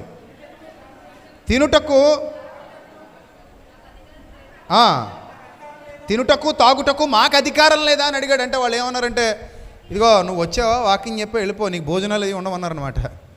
నువ్వు ఇక్కడ తినకూడదు, ఇక్కడ ఉండకూడదు అన్నారనమాట. అప్పుడు ఏందిరా నాయన ఎలా తగలడ్డారు మీరు, ఇంత దుర్మార్గంగా ఉన్నారు ఏందిరా నాయన, తినుటకు తాగుటకు మాకు అధికారం లేదా, తక్కిన అపోస్తలుల వలె ప్రభు యొక్క సహోదరుల వలె కేఫా అంటే పేతురు వలె విశ్వాసురాలైన భార్యను వెంట పెట్టుకుని తిరగడానికి మాకు అధికారం లేదా. అమ్మగారు అయ్యగారు ఇద్దరు వస్తారండి, అమ్మగారే వస్తారండి, అయ్యగారే వస్తారండి. అమ్మగారు అయ్యగారు అయితే కుదరదండి, అమ్మగారు అక్కడ ఉండండి, అయ్యగారు ఒకరు రండి, లేదా అయ్యగారు ఆగిపోండి అమ్మగారు రండి అని ఏమైనా అన్నారా? ఏదో జరిగింది మొత్తం మీద. అరే నాయన, వాళ్ళకున్న ఫెసిలిటీస్ మాకు లేవా, వాళ్ళకున్న అధికారం కూడా మాకు లేదా. నెక్స్ట్, మరియు పని చేయకుండుటకు నేను బర్నబా మాత్రమే అధికారం లేని వాళ్ళమా. వాళ్ళు ఏ పని చేయకుండా ఓన్లీ స్వార్థ పనిలో తిరుగుతున్నారు కదా. వీళ్ళని మాత్రం ఏమన్నారంట, మీరు ఏదో పని చేసుకుంటారు అబ్బాయిలు, కానీ ఫ్రీగా వచ్చి మాకు వాకింగ్ చెప్పేసి వెళ్ళిపోండి. పని ఆగిపోతే ఎవరు రెస్పాన్సిబిలిటీ అని అడిగాడు పౌలు. అంటే బర్నబాని నన్ను మాత్రమే మీరు ఇలా చూస్తారా, పని చేయకుండుటకు నేను బర్నబా మాత్రమే అధికారము లేనివారమా, ఎవడైనాను తన సొంత ఖర్చు పెట్టుకుని దండులో కొలువు చేస్తాడా. వండర్ఫుల్ క్వశ్చన్ కదా ఇది, వండర్ఫుల్ క్వశ్చన్. దండది, దండు అంటే ఒకటిదా అందరిదా చెప్పండి, దండు ఒకటిదా అందరిదా? అందరిది. ఎవడైనా తన సొంత ఖర్చు పెట్టుకొని దండులో కొలువు చేస్తాడా అని అడిగాడు. సంఘం అందరిదా ఒకటిదా? అందరిది. అందరిది అయినప్పుడు అందరూ కాంట్రిబ్యూట్ చేయాలి కదా, అందరూ దాంట్లో పాలిభాగం తీసుకోవాలి కదా. ఒక సంఘం సభలు నిర్వహిస్తోంది అంటే ఆ సంఘం ఆ సభల నిర్వహణలో అందరూ పాలిభాగం తీసుకోవాలి కదా. ఒక సేవకుడి మీద వదిలేస్తే, ఒక సంఘ పెద్ద మీద వదిలేస్తే, లేదా ఒక వ్యక్తి మీద వదిలేయడం మంచి పద్ధతి కాదు కదా, ఇది మీ అందరి బాధ్యత కదా అని గుర్తు చేశాడు. ఎవడైనాను తన సొంత ఖర్చు పెట్టుకొని దండులో కొలువు చేస్తాడా అని అడిగాడు. దీనికి మీరు ఆన్సర్ ఇవ్వండి. సంఘం ఆ రోజు సంఘం ఆన్సర్ ఇవ్వాలి, ఈరోజు మనం ఆన్సర్ ఇవ్వాలి, ఈ లైవ్లో వింటున్న వాళ్ళందరూ ఆన్సర్ ఇవ్వాలి. దండులో కొలువు చేసేవాడు సొంత ఖర్చు పెట్టుకు చేస్తాడా, దండు అంతా కలిసి చేస్తారా కదా. నెక్స్ట్, ద్రాక్ష తోట వేసినోడు దాని ఫలం తింటాడా అని అడిగాడు. ద్రాక్ష తోట వేశాడు, కష్టపడ్డాడు, శ్రమపడ్డాడు, ఒక తోటను పెంచాడు, అదే పనిలో ఉన్నాడు, ఇంకే పని పెట్టుకోవాలా. ఏ పనిలో ఉన్నాడంట? అదే పనిలో ఉన్నాడంటే ఇంకో వేరే పనే లేదంట.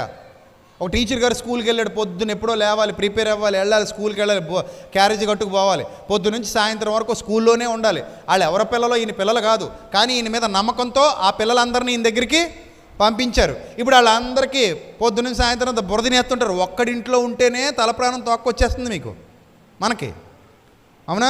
ఇది ఇద్దరు ఉంటేనే తల ప్రాణం తోక్కొచ్చేస్తుంది. అక్కడ ఎంతమంది ఉంటారు? 30 మందో 100 మందో 40 మందో 50 మంది ఉంటారు. వాళ్ళందరూ ఒక్కొక్కరు ఒక్కో చేంటప్పకాయ, ఒక్కొక్కరు ఒక్కో చిచ్చుబుడ్డి, ఒక్కొక్కరు భూచక్రం. అది ఎవడు ఏ టైప్లో బిహేవ్ చేస్తాడో తెలీదు. ఎంతమందిని ఎవరు మెయింటైన్ చేయాలి? ఆ టీచర్ గారు, టీచర్ అమ్మ మెయింటైన్ చేయాలి. ఎప్పటి వరకు బాధపడాలి? ఇది సాయంత్రం దాకా.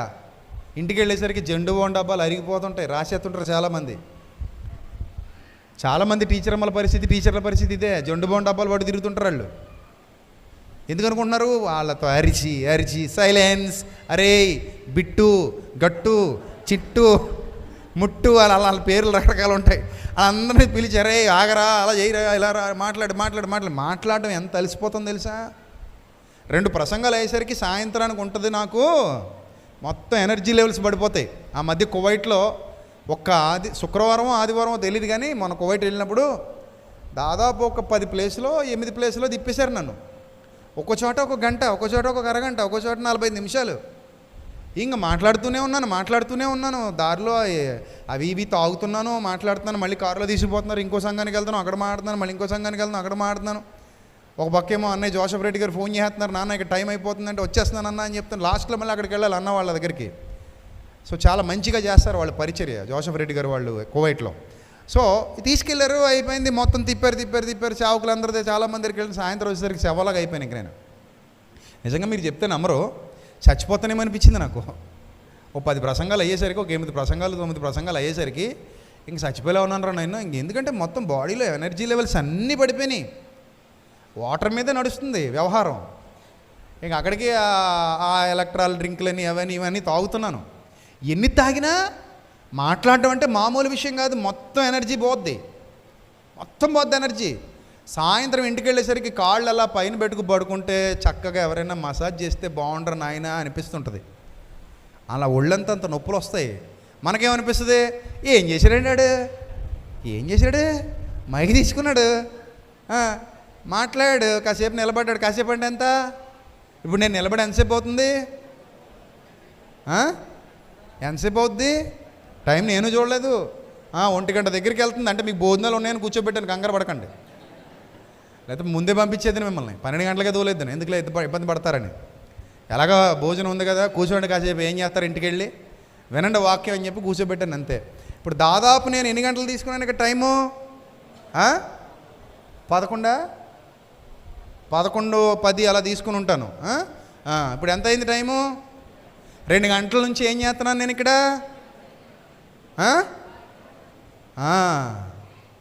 2 గంటల నుంచి మీరేం చేస్తున్నారు?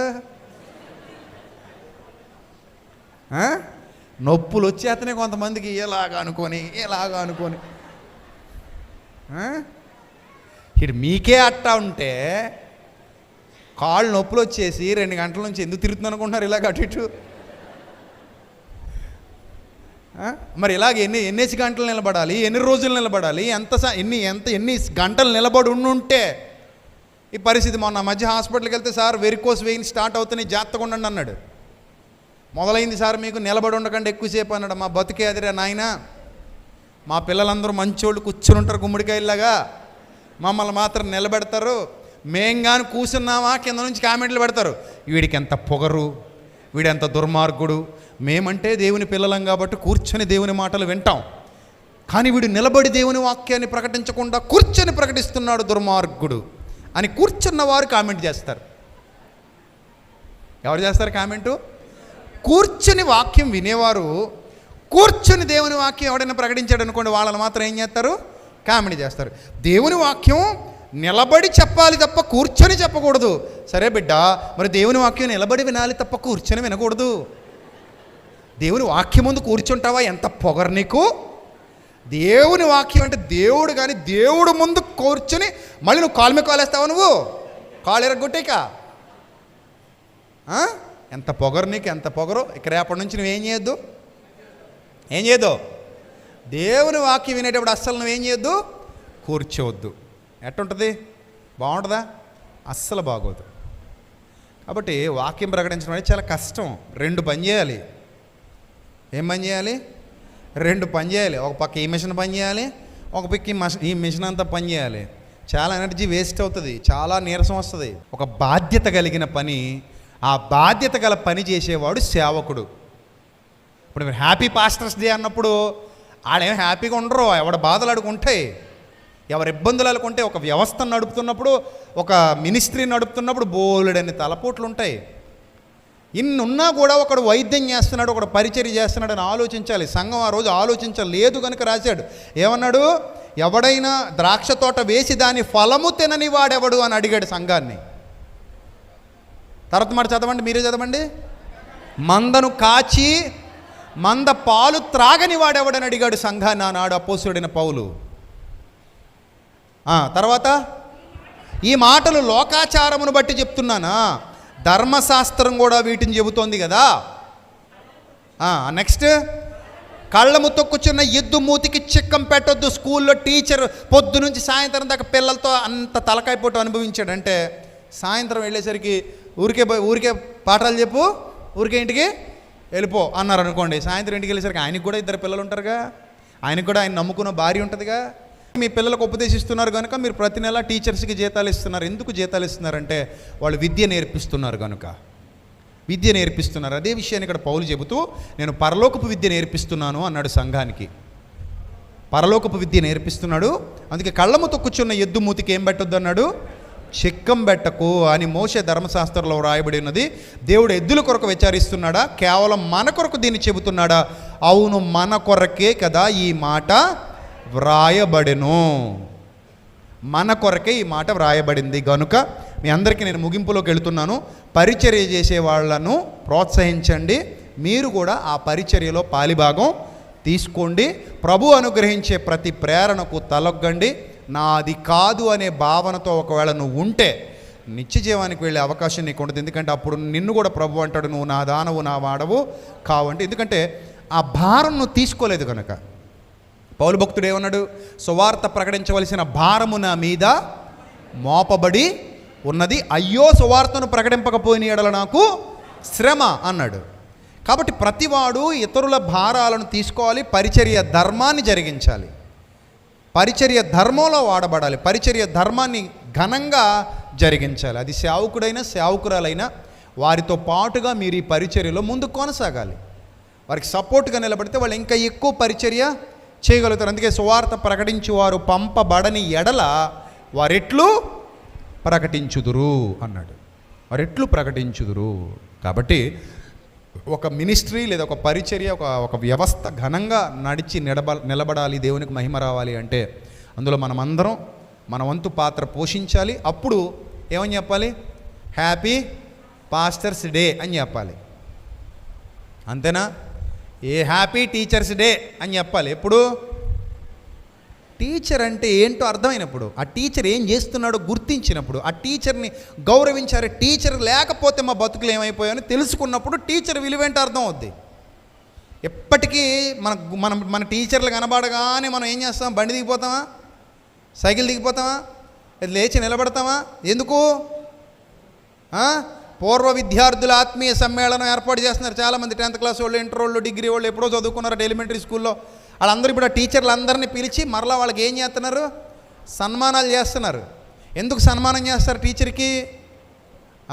గురువు దేవుని యొద్దకు నడిపించే సాధనం అయ్యాడు. ఆ గురువు లేకపోతే నాకు దేవుడు తెలీదు, ఆ గురువు లేకపోతే నాకు జ్ఞానం అర్థం కాదు, ఆ గురువు లేకపోతే నాకు వివేకం అర్థం కాదు, ఆ గురువు వల్లనే నేను సత్యాన్ని తెలుసుకున్నాననే భావనతో కృతజ్ఞత చూపిస్తారు. అది అందుకే దేవుడు అన్నాడు, చాలా సందర్భాలు ఉన్నాయి, మీరు ఇంటికి వెళ్ళక చదువుకోండి.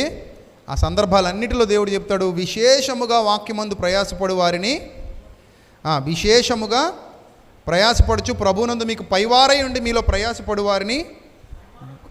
తెస్సలోనికి రాసిన మొదటి పత్రిక 5వ అధ్యాయం 11-12 వచనాలు. తెస్సలోనికి రాసిన మొదటి పత్రిక 5వ అధ్యాయము 11-12 వచనాలు. వారి పనిని బట్టి వారిని ప్రేమతో మిక్కిలి ఘనముగా ఎంచండి. అంటే ప్రేమించండి. వాళ్ళు లేకపోతే మీకు సత్యం తెలీదు, వాళ్ళు ఉండబట్టే మీకు సత్యం తెలిసింది, వాళ్ళు లేకపోతే మీకు సత్యం తెలీదు. వాళ్ళని దేవుడు ఎన్నుకున్నాడు వాళ్ళని. అందుకని వారిని మీరు మిక్కిలి ఘనముగా ఎంచండి. తెస్సలోనికైకి రాసిన మొదటి పత్రిక 5:11-12 వచనాలు.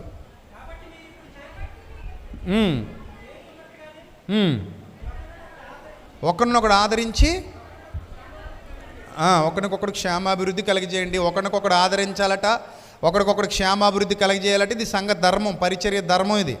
ఒకరినొకడు ఆదరించండి, ఒకరికొకడు క్షేమాభివృద్ధి కలిగజేయండి. నెక్స్ట్, మరియు సహోదరులారా మీలో ప్రయాసపడుచు ప్రభువునందు మీకు పైవారై ఉండి, ప్రభువునందు మీకు పైవారై ఉండి. చూసారా, ప్రభు మీకు పైవాడు, ప్రభువునందు మీకు పైవారు. అర్థమైందా? ప్రభువునందు మీకు పైవారై ఉన్న నాయకులు ఎవరైతే ఉన్నారో మీకు బుద్ధి చెబుచున్న వారిని తిట్టుకోకండి, మీకు బుద్ధి చెబుతున్న వారిని మన్నన చేయండి అన్నాడు. సంఘాలు ఎలా ఉన్నాయంటే బుద్ధి చెప్పేవాడు నచ్చట్లా. ఇందాక చెప్పానుగా, ఏమైనా గట్టిగా బుద్ధి చెప్పామనుకోండి వెళ్ళిపోతారు అంతే, కోపం వచ్చింది వాళ్ళకి. ఇక రేపటి నుంచి మేము రాం అంటారు. ఎవడికి నష్టం, ఎవడికి నష్టం, ఎవడబోతాడు, అంతే కదా. ఈ పనికి మాలిన బుద్ధి సాతాను బుద్ధి, అది ఉండకూడదు, అది ఉండకూడదు. మీకు బుద్ధి చెప్తున్న వాడిని ఏం చేయమంటున్నాడు?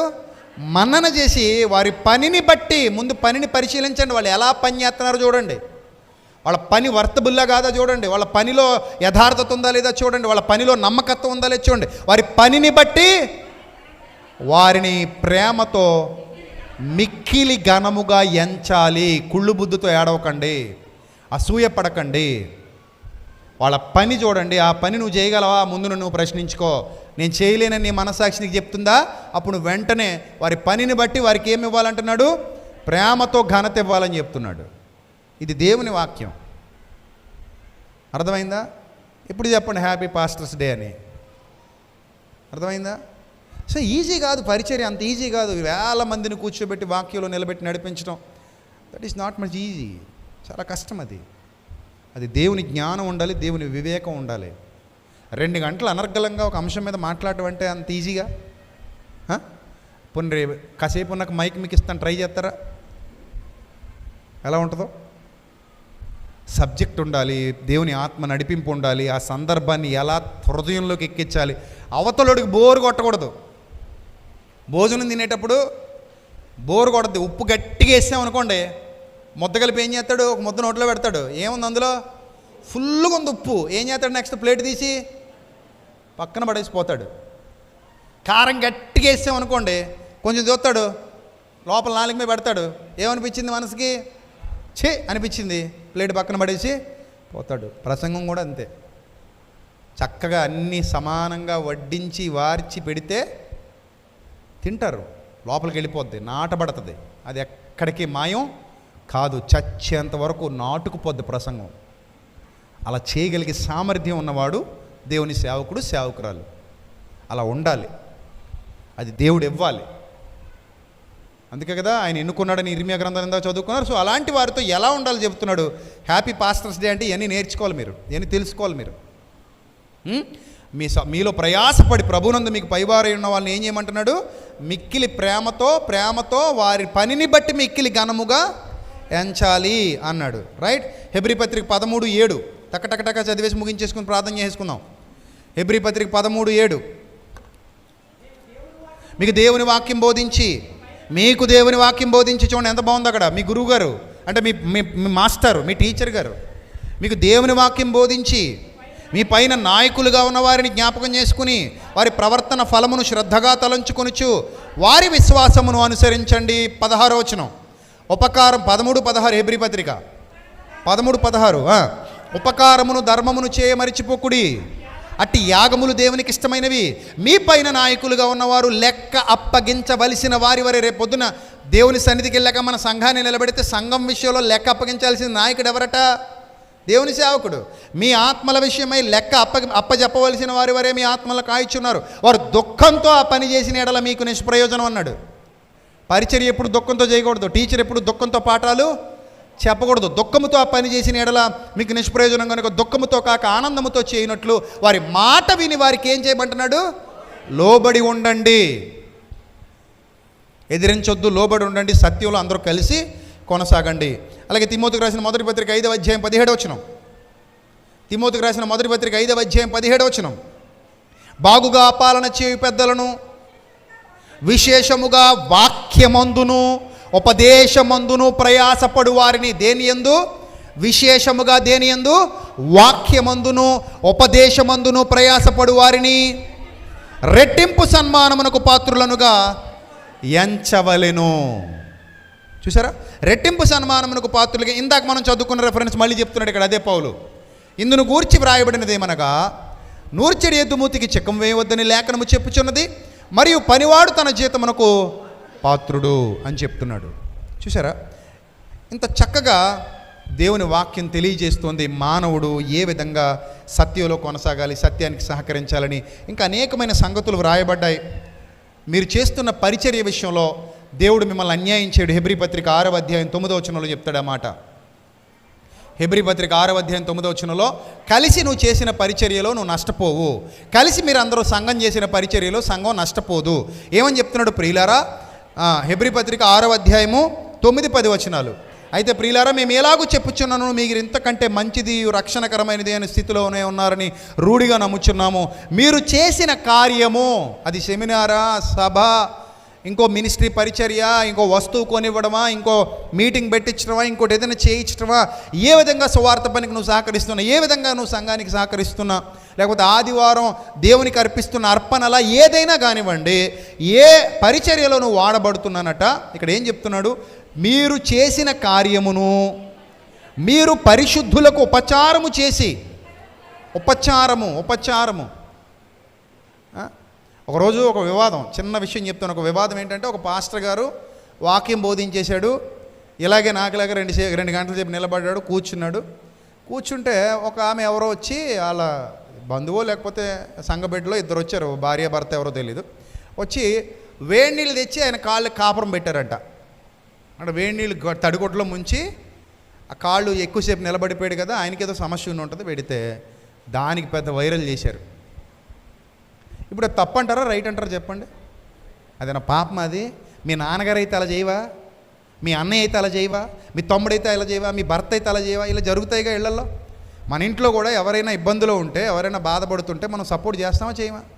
చేస్తాం కదా. అప్పుడప్పుడు నాకు తల బాగా ఇబ్బంది వచ్చేస్తుంది అనుకోండి, మా చెల్లి కానీ, మా విను కానీ, లేకపోతే మా అక్క కానీ, ఎవరొక్కళ్ళు నాకు ఆయిల్ రాసి శుభ్రంగా తలకు మద్దన చేస్తుంటారు. అందులో మా చెల్లి స్పెషలిస్ట్. సో ఇప్పుడు అలా ఇప్పుడు మా చెల్లి చేసింది, లేదా నా భార్య చేసింది, లేదా మా అక్క చేసింది, లేదా ఎవరో మా చెల్లెమ్మ, ఇంకో చెల్లెమ్మ ఎవరో చేశారు చర్చిలో వాళ్ళు. అదేనా తప్ప? అదేనా పాపం? అది దాన్ని ఇప్పుడు చూపించి పోతద్దులో చూడండి, ఎదవలో ఎంత సుఖపడిపోతున్నారండి వీళ్ళు తలకు ఒకటి మర్దన చేయాలట, తలపొడి వస్తే వీళ్ళు కాలుకి ఒకటి ఏదో తడిగొడ్డు పెట్టాలట, వేడి నీళ్ళతో ఏం పెట్టాలట, కాపడం పెట్టాలటండి. ఎంత దారుణం అండి! దాన్ని ఎవడైనా అంటాడా? సో మీ ఇంట్లో అయితే ఎలాగో, మన ఒంట్లో అయినా, మన వాళ్ళైనా, ఎవరైనా అలాగే మన అనుకున్నప్పుడు నా చెల్లి, నా అన్న, నా తమ్ముడు, నా అక్క, ఇది ఏ సంబంధం? ఇది రక్త సంబంధం కదా. సో ఇక్కడ ఏమంటాడంటే హెబ్రీ పత్రికలో, క్రీస్తును పరిశుద్ధులకు ఉపచారం చేశారు. ఆ పరిశుద్ధులకు ఉపచారము చేసి ఇంకనూ ఉపచారము చేయుచుండుట చేత తన నామమును బట్టి చూపిన ప్రేమను మరుచుటకు దేవుడు అన్యాయస్తుడు కాడు. ఒకవేళ మీ సేవకుడు కానీ, సేవకురాలు కానీ, లేదా మీ సంఘంలో ఉన్న వ్యక్తులు కానీ, విశ్వాసులు కానీ, పెద్దలు కానీ, మీ సహోదరులు కానీ, ఎవరైనా అలాంటి, ఇప్పుడు సపోజ్ ఎవరో మీకు బాగా తెలిసిన సోదరు ఉంటుంది, జ్వరంతో మంచం పట్టేసింది అనుకోండి, ఇంటికి వెళ్ళి మీరు వంట చేసి వచ్చారనుకోండి, అది ప్రభువుని బట్టి చూపిన ప్రేమ కదా. అరే నా సహోదరి మంచం పట్టేసింది, రోజు అయితే తను చేసుకోగలదు, ఈరోజు చేసుకోలేకపోతుంది, నా సహోదరి కనుక నేను వెళ్ళి ఈరోజు వాళ్ళకి వంట చేసి ఇచ్చేసి వస్తాను అని ఒక సహోదరి వెళ్ళింది అనుకోండి, తప్ప అది? కాదు. ఎవరో జ్వరం వచ్చి పడిపోయి ఉన్నాడు, నీ సహోదరుడే, నువ్వు వెళ్ళావు, అరే నా సహోదరుడు జ్వరం వచ్చి పడిపోయి ఉన్నాడు, సరే అతనికి ఒంటి మీద ఏదో తడిగుడ్డ పెడదామని పెట్టావు, తప్ప అది? తప్పేం కాదే. సో ఇది ప్రేమ అంటారు, దీన్ని గౌరవం అంటారు, విలువ అంటారు. సో అలాగా మీరు హ్యాపీ పాస్టర్స్ డే చూసారు ఎంత ఉందో? 2 గంటలు మాట్లాడి ఇంకా అవ్వాలా, ఇంకా మాట్లాడవచ్చు, ఇంకా చాలా రెఫరెన్సెస్ ఉన్నాయి, కానీ ఇంకా నేను మిమ్మల్ని ఇబ్బంది పెట్టదలుచుకోలేదు. ఇక్కడితో నేను ముగిస్తున్నాను. నేర్చుకోండి. మొదట ఒక సేవకుడు లేకపోతే మన పరిస్థితి ఏంటి? గుండెల మీద చేసుకుని ఆలోచించండి. ఈ సేవకుడు లేకపోయిండుంటే నాకింత జ్ఞానం లభించేదా? కళ్ళు మూసుకొని ఒక్క క్షణం నిజమే ఈ లేదా మీ ముందు నిలబడ్డవాడు సేవకుడైనా సేవకురాలైనా పర్లేదు, ఎవరైనా పర్లేదు, అది ఏ చర్చ్ అయినా పర్లేదు, అక్కడికి వెళ్ళి నిలబడి ఈ చర్చిలో ఈ సేవకుడి వల్ల నేను ఏదైనా బైబిల్ గ్రంథాన్ని నేర్చుకోగలిగానా, దేవునిలో ఎదగగలిగానా, నాకేమైనా ఈ సేవకుడు కానీ ఈ సేవకురాలు కానీ ఉపయోగపడ్డారా? ఈ ప్రశ్న వేసుకోవాలి. అప్పుడు మన అంతరాత్మ సాక్ష్యం ఇస్తుంది, ఎస్ ఆ సేవకుడు నీకు చాలా ఉపయోగపడ్డాడు, ఆ సేవకుడు నిన్ను చాలా బలపరిచాడు, ఆ సేవకుడు నిన్ను చాలా ప్రోత్సహించాడు, నువ్వు ఆశీర్వదింపబడ్డానికి కారణమయ్యాడు, నీ కోసం ప్రార్థించాడు, నీ కోసం పరిచర్య చేశాడు, నీ ఆత్మరోగం వదిలించడానికి చాలా కష్టపడ్డాడు, నీ ఆత్మరోగం తీసేయడానికి చాలా ప్రయాసపడ్డాడు. ఎప్పుడైతే నీ అంతరాత్మ సాక్ష్యం ఇస్తోందో మరి ప్రేమతో మిక్కిలి ఘనముగా ఎంచాలా వద్దా కదా. సో అది నేర్చుకోవాలి సంఘాలు. అప్పుడు మనందరం సమిష్టి కృషి చేస్తాం, దేవుని పరిచర్యలో వాడబడతాం, ఇంకా ఘనముగా దేవుని కార్యాలు చేయగలుగుతాం. ఈ మనస్సాక్షి లేకపోతే మనకి వ్యక్తిగతంగా భ్రష్టత్వం వచ్చేస్తుంది. నేనే అనుకోవడం, ఇంక ఇతరులని చులకనగా చూడడం, ఇతరులను అసూయతో చూడడం, ప్రతిదాన్ని జడ్జి చేయడం, ప్రతిదాన్ని తప్పుపట్టడం, ప్రతిదాన్ని వక్ర బుద్ధితో చూడడం, ఇంక దాని తర్వాత ఇంక మన ఆత్మ, మన అంతరంగం మంచి వైపు వెళ్ళదు. కొంతమంది సేవకులకు వడ్డించడం కూడా తప్పు అంటారట కొన్ని సంఘాల్లో. మరి నాకు అది ఏంటో అర్థం కాదు. సేవకుడికి వడ్డిస్తే తప్పేంటి? భోజన పరిచర్యలో సేవకుడు వడ్డిస్తే తప్పేంటి? మీరు అనొచ్చు, సేవకుడు కూడా వడ్డించవచ్చు కదా అంటాడు. ఇప్పుడు 2 గంటలు నిలబడి మాట్లాడాను, ఇప్పుడు వచ్చి నేను మీకు వడ్డించిన కాసేపు కూర్చోవాలని అనిపిస్తుందా? అనిపించదా? ఇప్పుడు నాకు చెప్పండి, ఎంతసేపు కూర్చున్న మీకు నిలబడాలని అనిపిస్తుందా? ఎంతసేపు కూర్చున్న మీకే నిలబడాలని అనిపిస్తుంటే ఇంతసేపు నిలబడిన నాకేమనిపిస్తుంది కదా. ఇప్పుడు నేనే వెళ్ళి భోజనం వడ్డించాలంటారా? మీలో భోజనం వడ్డించగలిగే వాళ్ళు కూడా లేరా? ఉన్నారా లేరా? ఉన్నారా? అప్పుడు మీరు ఆ పని మీరు చేస్తే బాగుంటుందా, నాకు అప్పచెప్తే బాగుంటుందా కదా. ఈ జ్ఞానం వివేకం ఉన్నప్పుడు అసూయ ఉంటుందా, కుళ్ళు బుద్ధి ఉంటుందా, కుతంత్రం ఉంటుందా? ఏముండదు. అయినా మనిషి మీద ప్రేమ ఉందనుకోండి, ఇలాంటి దుష్టబుద్ధులు రావు. నేను నిన్ను ప్రేమించాలి, నువ్వు నన్ను ప్రేమించాలి, అప్పుడు ఈ దుష్టబుద్ధి రాదు. అరే ఆయన ఇప్పటివరకు చేసింది సేవే కదా, ఇప్పటివరకు చేసింది పరిచర్యే కదా, ఇప్పుడు మళ్ళీ నేను వెళ్ళి ఇదిగో నువ్వు అంటలు తోమేసి వచ్చే బాబాయ్ అంటే అన్న బాగుంటుంది. నేను ఎందుకు ఇంకా నేను చేయడానికి ఏముంది ఇక్కడ? నేను చేయడానికి కూడా పని ఉందిగా. ఆ పని నేను చేయగలనా? చేయలేను. నేను చేయగలిగే పని అతను చేయలేడు. సో ఇక్కడ దేవుని సంఘంలో ఇంత మంచి పరిచర్య పని నడుస్తున్నప్పుడు మనం ఎందుకు ఇలా ఆలోచించాలనే భావన మీకు వస్తే మీరు చాలా బలంగా ఉంటారు, ఆత్మీయంగా ఉంటారు. సో అప్పుడు చెప్పండి, ఏంటే వచ్చే హ్యాపీ పాస్టర్స్ డే వచ్చినా కూడా మీకు ఈ ప్రసంగం ఏం చేయకూడదు, మర్చిపోకూడదు. అంత చక్కగా మీ హృదయంలో నాటుకోండి. సేవకుడు అంటే ఏంటో ముందు సంఘానికి అర్థం అవ్వాలి. ఆ సేవకుడిని మైనస్ చేసేస్తే సంఘం పరిస్థితి ఏంటో కూడా అర్థం చేసుకోవాలి. ఇతను లేడు, లేదా చచ్చిపోయాడు, ఇతను ఎక్కడికో పోయాడు, ఇప్పుడు మన పరిస్థితి ఏంటి? మనకి ఇంత మంచి ఎసెన్స్ దొరుకుతుందా, లభిస్తుందా? ఇతను స్వార్థపరుడా, మోసగాడా, మనల్ని ఎప్పుడైనా మోసం చేశాడా, మనల్ని ఎప్పుడైనా మన దగ్గర దోచుకున్నాడా, మనల్ని ఎప్పుడైనా బలవంత పెట్టి ధనాపేక్షను కప్పిపెట్టే వేషాన్ని వినియోగించే ప్రసంగాలు చేశాడా? పోనీ మన ఇంటికి వచ్చి ఎప్పుడైనా ఇంకా నువ్వు ఈ సేవకి ఇంత ఇవ్వాలి అంత ఇవ్వాలని ఎప్పుడైనా బలవంత పెట్టాడు? ఇవన్నీ సంఘం ఆలోచించుకోవాలి. ఇతను చేసే పరిచర్యలో కనీసం ఒక 50% అయిన వాస్తవం ఉందా లేదని పరిశీలించండి సంఘాలని. 50% కూడా కనబడకపోతుంటే మీరు ఇంకా అక్కడికి వెళ్ళకండి. కనీసం 50% అయిన యథార్థత కనబడుతుంది అనుకో, మిగిలిన 50 డెవలప్ అవుతాడేమో అనుకోవచ్చు, పోనీ మారతాడేమో అని అనుకోవచ్చు. అసలు ఏ యథార్థత లేని నకిలీ అనుకోండి, అసలు వెళ్ళకండి ఆ సంఘానికి, వద్దు. మనకి దానివల్ల మనకు ప్రయోజనం ఉండదు, పరలోకం రాదు. సత్యం కోసం మనం ఎంత దూరం వెళ్ళినా అది ప్రభు యొక్క పుస్తకంలో ఏమవుతుంది, వ్రాయబడుతుంది. దాని ఫలితం మనకి ఎప్పుడు వస్తుంది. కాబట్టి ప్రియమైన దేవుని సంఘమా, మీరు విన్న సత్యాన్ని ఇతరులకు పంచి ఇతరులను కూడా సత్యంలోనికి నడిపించడానికి మీరు అందరూ ప్రయాసపడాలని మరొకసారి మీ అందరికీ ప్రేమపూర్వకంగా విజ్ఞప్తి చేస్తూ నా మాటలు ముగిస్తున్నాను. తల వంచని ప్రార్థన చేసుకుందాం. పరిశుద్ధ ప్రేమగల తండ్రి, దయగల దేవ, కృపగల ప్రభ, ఇంతవరకు ప్రభ విశేషముగా మీ పిల్లలకు మీ యొక్క వాక్య జ్ఞానాన్ని పంచడానికి మీరు ఇచ్చిన అవకాశాన్ని బట్టి స్తోత్రం తండ్రి. బిడ్డలు దీవించండి, ఆశీర్వదించండి, మీ కృపా కనికరం బిడ్డలకు తోడుగా ఉంచండి. జరిగిన పరిచర్య అంతట్లో మీరు మమ్మల్ని నడిపించినందుకు స్తోత్రం ప్రభ. నిన్న మొన్న కూడా మీరు మాకు తోడుగా ఉన్నారు. ఎంతోమంది పిల్లలు ఈ పరిచర్యలో పాలిభాగం తీసుకుంటున్నారు, కష్టపడుతున్నారు, శ్రమ పడుతున్నారు. అలాగే ఎంతోమంది ప్రభా వారి ప్రార్థన విన్నపాలు తెలియజేశారు. వారందరి కొరకు మేము ప్రార్థిస్తూ ఉండగా తండ్రి ప్రభా వారి జీవితాల్లో గొప్ప కార్యాలు జరిగించండి. మీ కృపా కనికరం ఎల్లప్పుడూ వారికి తోడుగా ఉంచండి. మీ సహాయము, శక్తి, సమాధానము ఎల్లప్పుడూ వారికి తోడుగా ఉంచండి. మీ నామ మహిమార్థమై బిడ్డలందరినీ ముందుకు నడిపించమని ఘనత, మహిమ, ప్రభావములు మీకు మాత్రమే ఆరోపిస్తూ మా కొరకు రానిన ప్రభు అయిన క్రీస్తు పేరిటి ప్రార్థన మనవులు సమర్పించి మీ వద్ద నుండి తిరిగి జవాబు పొందుకొనిచున్నాం మా కన్న తండ్రి. ఆమెన్. అందరికీ వందనాలు. May Lord bless you all, love you all.